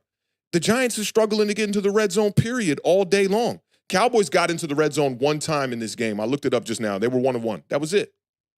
The other score came on the big play from CeeDee Lamb. Yeah. And then So I just think that, like, sometimes you got to go with the tempo of the game. And, man, like, that's why I say I get both sides of the coin because people going to bitch about it either way, Either way. And that's why you better get it. That's what it is. Yeah. That's why I preface it, too, with 90% of the time, I'm a take the points type of guy. You know how many times I scream at Nick Sirianni, just kick the damn field goal, bro. Like, he's the worst. He drives me crazy. But, like, I don't know. Like, for me, it's like, you get the ball in the second half and you drive down the field. Yeah. You got an opportunity to make a statement. Like, you're at home. It's not like you're on the road. For me, it just all signs pointed to, like, if it was a 10-yard line, 15-yard line, no brainer. I'm not even. Well, I mean, you can't go for it on 4th and goal from the 10. Well, not 4th and goal, but you know what I'm saying, like a 4th and like 1, 4th and 2, something like that. You know what I'm saying? I'm not busting anybody's balls over that, but like I don't know. It's just for me the game tone, the game script. Like it just felt like it was an opportunity to make a statement and take momentum right out of halftime. When you because that was the best drive of the day, if I'm not mistaken, for the Giants, right? I mean, they had, what was it, 4 drives that were 8? No, it was 6 drives that were 8 plays or more. So I don't know. None of them resulted in a touchdown. It was like watching Washington against you guys for a lot of this game. I mean, 15 points on field goals is not the vibe. And I saw someone in the chat said, let me see. Oh, yeah, Bookend Tackles said, we got in scoring range 5 times, not one pass to the end zone. Take a few shots even if you don't hit them. So didn't even throw one ball into the end zone. Like, the Giants are, I've really, it sucks that we're going into week 5 and I've completely lost hope on this team. But I did want to bring this up. My homie BT Tackles was talking about something. Unless you got some more data to go over. No. I banged everything out on that one. All right, so this one is man, we're almost 2 hours on this show already. I'm super surprised already. But shout out to everybody who's sticking around, hanging out with us today, man. But this one came from my homie BT Giants, and I adjusted the tweet a little bit because some of the numbers were a little bit off. But he says the Giants should put in Drew Lock. At worst, they get the same net 15 points per game from this offense with him at quarterback. Because a lot of people's argument about bringing in Drew Lock is that he's either not as good or definitely not better than Daniel Jones is at the quarterback position. But a lot of other people are arguing that there's such a desperation to throw the ball down the field that at least if you get Drew Lock in a game, you know that you'll be able to at least stretch the field and be able to throw the ball down the field. And, I just feel like I just watched Total Recall last night, man. I've been on an 80s movie, 90s movie. Okay, good, I've been on a trip looking at movies like that. And when I was a kid and I watched that joint, it just wasn't all that. But, like, Mindbender vibes, that joint jumped up to, like, top 15 for me. That joint is a vibe. But this is like Twilight Zone. Like, to me, this just reminds me of where we were at in 2022 when people were saying, man, people like me, I think Tyrod's the better quarterback on this roster. Now, I'm not saying that about Drew Lock, right? Like, I don't quite have the same confidence in Drew Lock because he hasn't shown that he has that capability yet in his career, whereas Tyrod had shown us that he could do things with his legs, swaggy with the ball, can throw the ball down the field. There's a part of me that just really wants to pump the brakes on this, but this reminds me of like the Mike Glennon and Jake Fromm seasons where it was like, man, I just want to see something different. And it's not even an indictment on Daniel Jones because Jones is not like playing terrible football. I don't think that's the case. It's just 6 years and understanding the limitations of the deep ball for Daniel Jones right now is puzzling for me. I mean, what do you think about that? What week is it for the clause in the contract? It's not a week. He just, when he goes to do his physical at the beginning of next season, so in about January or February, he has to be healthy or the injury clause will kick in if he's still on the roster. And they've already brought in another quarterback to try out this week, right? They brought in C.J. Beathard, and, bro, like, I don't even know what that is. I don't know what that's about. It's weird, right? It's super weird. Beyond I don't know what it's weird. about. Yeah, like, is Drew Lock hurt? Is Tommy DeVito hurt? Is Daniel Jones dealing with something? Why would you bring in a low-level quarterback like that? One of the three of them, because you don't just bring a guy in like there's an underlying situation here that we don't know about. That being said, look, it's tough, and I think it's tougher because, like you said, it's not like Daniel Jones is playing like at the bottom of Daniel Jones' play, right? We've seen Daniel Jones at his worst.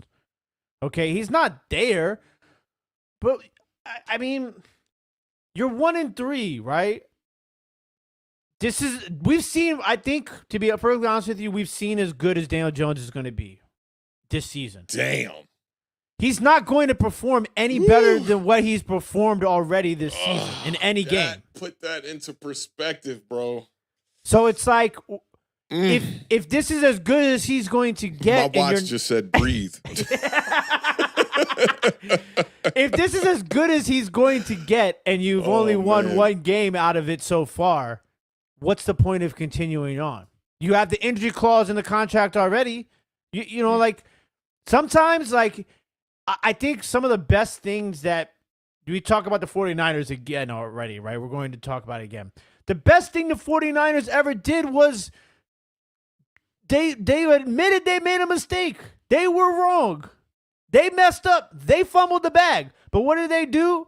Everybody else ran to the ball. They jumped back on the bag, and they recovered the bag. Yeah. Okay? The Giants got to find a way to recover the bag. Otherwise, it's going to be the same situation with all these other players that the New York Giants have had over the years. Wasted opportunities, wasted careers in a Giants uniform. We saw Sterling Shepard run a hell of a route and catch a pass in that Tampa Bay game. We sure right? did. We've seen Xavier McKinney get 4 interceptions in a row. He's got an interception every damn game. Saquon Barkley is top 3 or 4 in rushing yards on the season. He fell down to 3rd this week. Yeah. So, I mean, like, it comes a point where it's like, you will going to look, and I think that people are always worried about optics. I got into one of the big arguments I got in before the season started about Daniel Jones was they were worried. The person said that the front office and the coaching staff was worried about the optics. This is not celebrity deathmatch. You don't need PRs. This is about making money and winning football games. That is what your job is as an organization in the National Football League. Right now, you're not doing either, to be perfectly honest with you. And the New York Giants are one of the biggest brands in the National Football League, but you're losing money by not winning football games in this grand scheme of things. Because eventually what's going to happen is the New York Giants fan base is going to turn into the Washington Commanders fan base. And it's going to drag. It's getting there. It's getting there. It's going to drag that franchise down. And you have to remember it's a business. The quicker you are to realize that it's time to cut your losses, the easier it is to rebound. The longer that you wait on cutting your losses, the harder it is to rebound as a business, which is what the New York Giants is first and foremost, besides the football team. So in my opinion, it's like what you said, it's just like, what do we have to lose as an organization in the New York Giants? Who cares what anybody else thinks? Like, bro, you're not winning football games. Daniel Jones is at his peak performance, and you're not winning. You have one of the most talented wide receivers who you already said it, I feel like 20 times since we started this season, who led the country in explosive plays before getting drafted. What are we going to do? Are we going to sit here and dink and dunk our way and get him hit? I forget who was talking about it that broke. Oh, it was Dan Duggan. So Nick Foletto posted all of Malik Neighbors' catches and targets. And then Dan Duggan, the beat reporter for the New York Giants, retweeted, and he said, man, every time he catches the ball, he's getting smacked. Every time. And then he ends up getting hurt in this game with the concussion as well. So it's like, how long is he going to hold up if you continue to keep targeting him short like this and putting him in the, straight direction of traffic? I don't think he's going to last too long. And I don't know how he's looking right now as far as the concussion protocol goes, but having the extra days is going to be nice. But we'll see how he clears. This is the one thing, too. For me, this is the last of this whole thing, right? Is by keeping Daniel Jones in, are you really like, and you, because I'm kind of thinking about what you said earlier, too, about exposing the quarterback, right? Mm-hmm.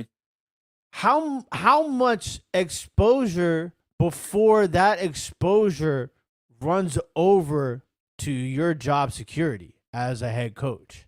Yeah. You know what I'm saying? As a general manager.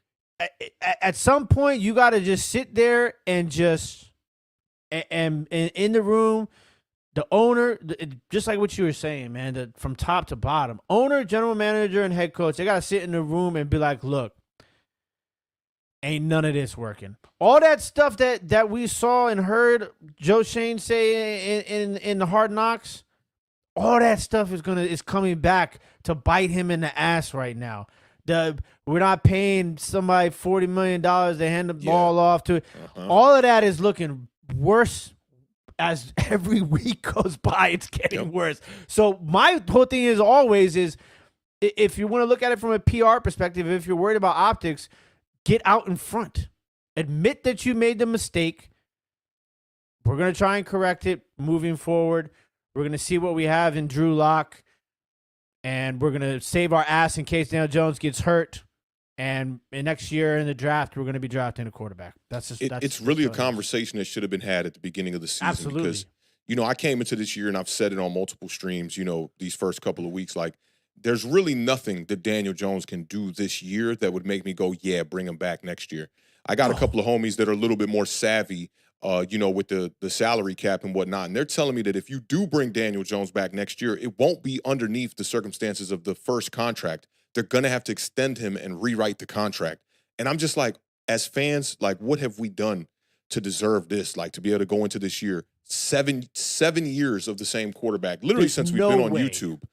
To me, there's no way, right? But at the same time, I'm wondering, why weren't these conversations had at the beginning of the year? Because now you're just 4 weeks in, right? And fans like me and even fans that aren't fans of the New York Giants like you are like, what could he even do right now that would salvage any of this? I mean, you got a stretch of a bunch of tough games, starting with Seattle coming up this week.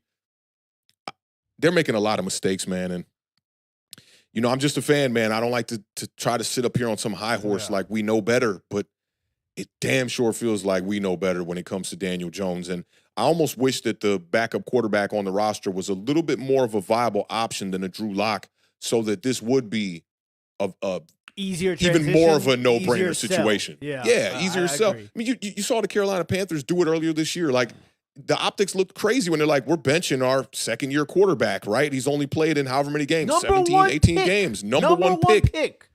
Now it's a thing of the past, and nobody even cares. It's like, bro, Andy Dalton is out there keeping them in games. That's what matters most.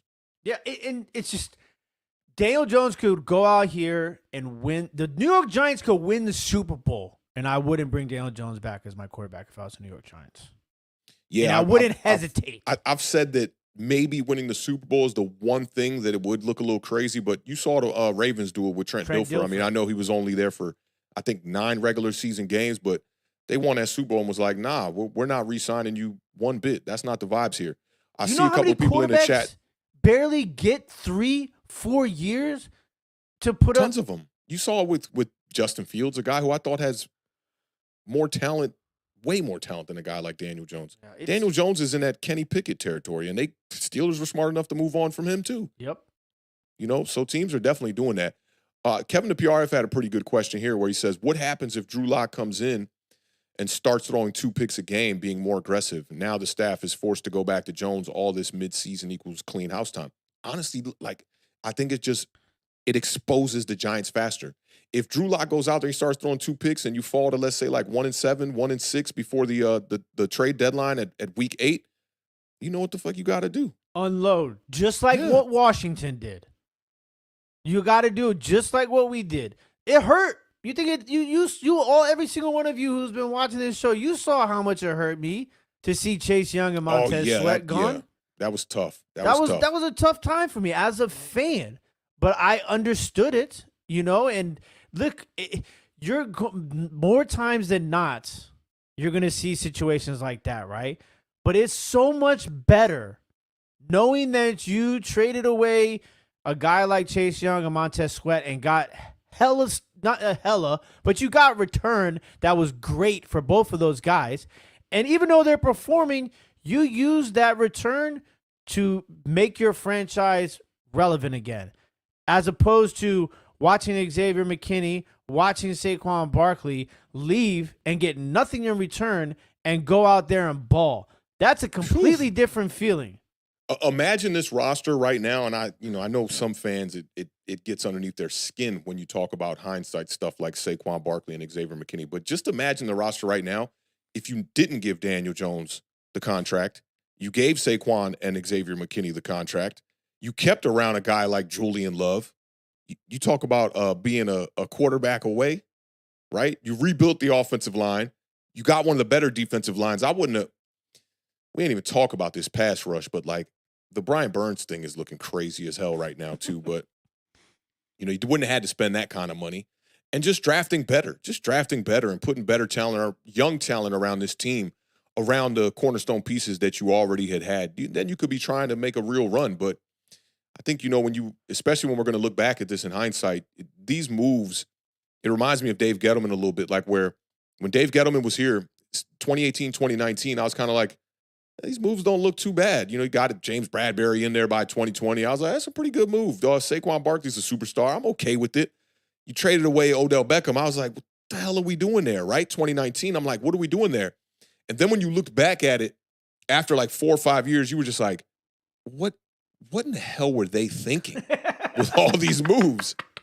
And then, you know, even the like trading back and drafting Kadarius Toney and bringing in Kenny Galladay, even though he had the hip injury, and trying to force it and make it work.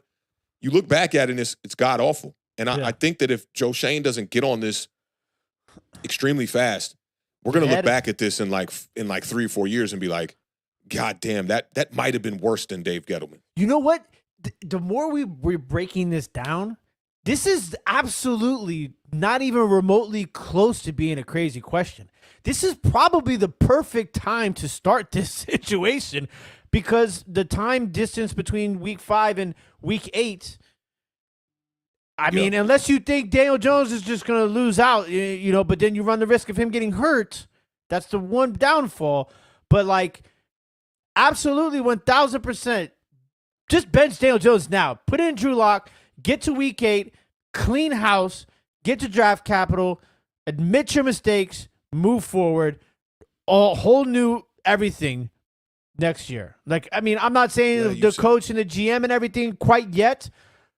But if they don't do anything different from this point on till the end of the season than what happened last year, then they should both be fired. Yeah. That's how it is to me. Like the only way you save face and save your job if you're Brian Daboll and Joe Schoen, and I hate for Brian Daboll to be attached to Joe Schoen, but unfortunately he is. That's just the way that the cookie crumbles in this business. You gotta do something drastic, because if you do nothing at all, then you're both deserve to get fired, and that's all there is to it. Like, just imagine if this goes the way that we kind of envisioned at the beginning of the year, and the Giants win 4 to 6 games, and Daniel Jones plays every one of those games, and you got Malik Neighbors out here looking like what he looks like, and it just ain't translating to wins. Like, they are going to have such a dilemma going into the 2025 season. What, we're just going to draft a quarterback, and that's going to fix it all? It obviously won't.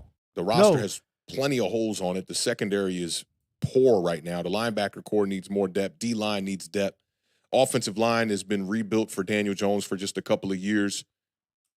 Shit is not looking good right now. To be perfectly honest with you, if I'm the New York Giants and we get to week 8 and we have one win, everybody is on the board. And even the number one piece I'm moving outside of the obvious, Lawrence and Thomas. Yeah. Brian Burns.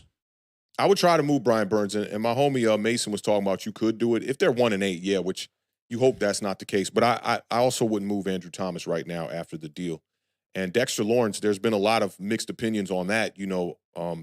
I did put out that video like last year comparing it to the Lermy Tunsil trade, and people were not feeling that, right? People really felt like, bruh, you out here tripping. And I see people talking about it still on Bleacher Report, and I see people on social media talking about it, that in no world should we trade Dexter Lawrence. And I just think that it's kind of hypocritical to think that a guy like Saquon Barkley doesn't lead to victories, and that's why it's okay to let him go, but then feel the same way about Dexter Lawrence. I don't understand that. Like, Dexter Lawrence is not contributing to stopping the run right now because he's getting double teamed, and you got to think about positional value here. Like, D tackle is a pretty valuable position, but having a perennial edge rusher is much higher value. So it's something that I would consider.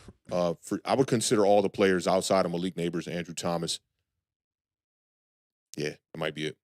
Yeah, it's a tough situation, and there's going to have to be some tough decisions made, and I just it's unfortunate because you've had 2 opportunities to save yourself from the position that you're in right now.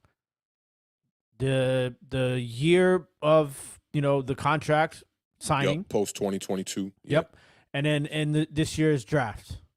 You as great as Malik Neighbors is, I mean, you could have drafted a quarterback there, a la, Michael Penix, somebody who's not a project quarterback who's ready to play right away, and then drafting I other think stuff. that they just messed it up. They messed it up before that, and they're too far on the other side. They're too far gone. Like, once you gave Jones the contract, you let Xavier and Saquon walk. You brought in Darren Waller for a 1-year rental that didn't work out, and he ended up retiring. It really was the domino effect at that point. It really was. And now you're so far gone that, like, even drafting a quarterback at 6 might not have even. It might not have fixed it. Still would have been in a situation. It would have forced you to not bench Daniel Jones for this year too, and you would have had to have that quarterback sit. We don't quite know yet if Michael Penix is the kind of quarterback that would be ready to play today, even though he looks like it.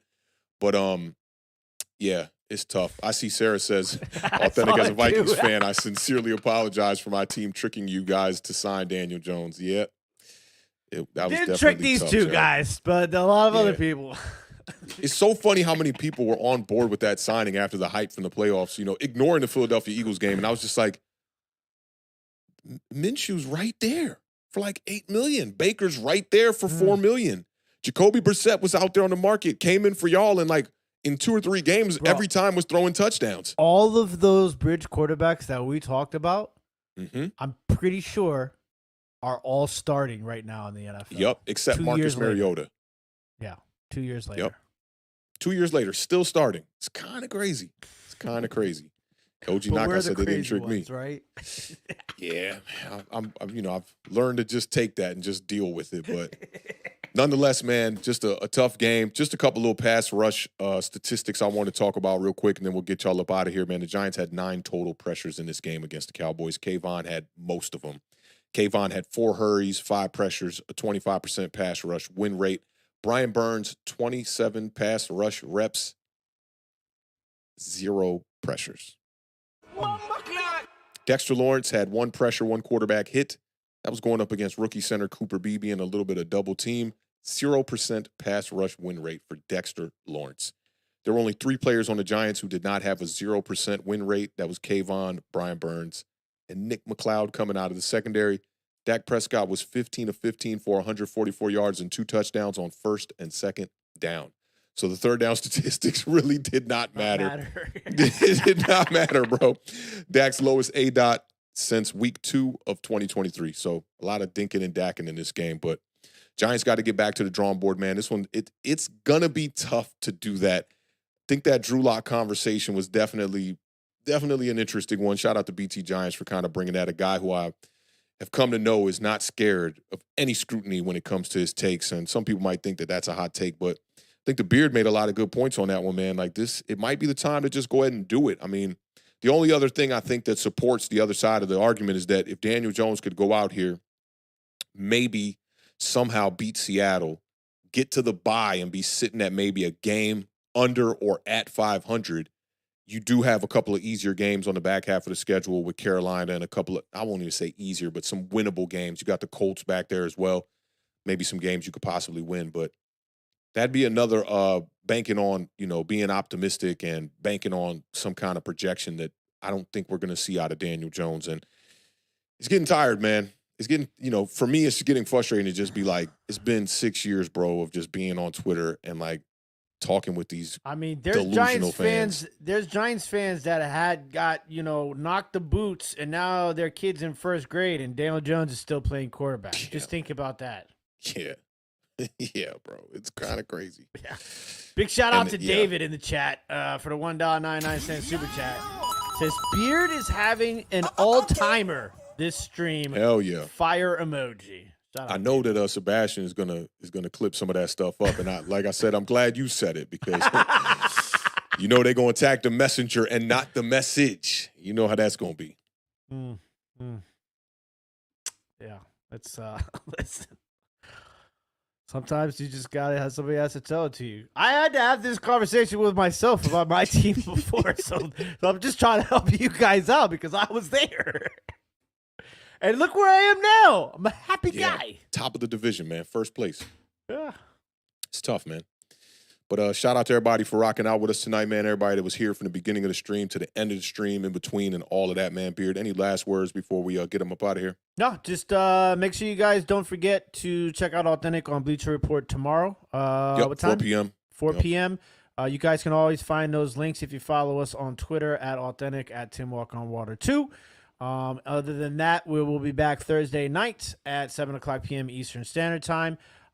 We got a lot to digest. There's some big games coming up this week for the Giants and for the Commanders. I cannot remember who the Cowboys are playing. I know the Eagles are on a bye. I'll tell you really quick. I know the Cowboys game too, man. Right when you say Cowboys, Steelers. Steelers, that's right. Winnable game. Definitely winnable game. Be Steelers had that game in the bag this last one, man. They had some clock mismanagement down the last minute of that game where they didn't use their timeout, and then the center snapped the ball at Justin Fields when he wasn't looking. They lost like 14 yards trying to drive back and get in that game. It's tough, but like what I'm seeing out of Justin Fields, I like how they're committing to that run. That should be a good one, but definitely appreciate all y'all rocking out today, man. Good vibes. 2 hours with the Beard on a recap show that's a little, We just kind of went, and it just, we went where it was going. You know what we did? We followed the game script, Awthentik. We did, and hopefully Brian Dable and the Giants can get back to that Because, damn, it's, in one hand, it feels like the season's going by fast, but in the other hand, it's like, damn, bro, like, I got to go through this for another 3 quarters of the season. What do they call it? Dying a death of 1,000 needles? 1,000 cuts, 1,000 needles. Cuts. One of those things. I'm really bad with those sort of sayings. It's that vibe. It definitely is. And I thought I was kind of cut out for it, but it's starting to get a little frustrating. It's definitely starting to get a little frustrating. But y'all know what it is, man. Check us out tomorrow, Bleach Report. Oh, Beard, they asked us to do, DraftKings reached out to us, and they want us to do a stream for the Commanders-Giants game, a co-stream with DraftKings. So see how that goes, man. Should be pretty dope. So keep your eyes peeled for that. We'll definitely update y'all on information as it comes. But y'all know how we end every stream over here at Awthentik and the Beard, man. Keep raising that bar. Keep living those dreams, because the universe flows in Technicolor and surround sound. And a life in black and white is a life without dreams, y'all. So rest in peace to the podcast GOAT, Combat Jack. Rest in peace to Dikembe Mutombo as well. Another legend in sports one time. Rest in peace to Pete Rose. Died at like 85 years old. Another legend in the sports game, man. And yeah, man, we'll continue to do what we do on this channel. And we appreciate all y'all support. Y'all know what it is, man. Enjoy the rest of y'all evening here, man. We will catch y'all either tomorrow on Bleacher Report, or we'll catch y'all Thursday on the preview show. Y'all be good. Enjoy the rest of y'all night. Peace.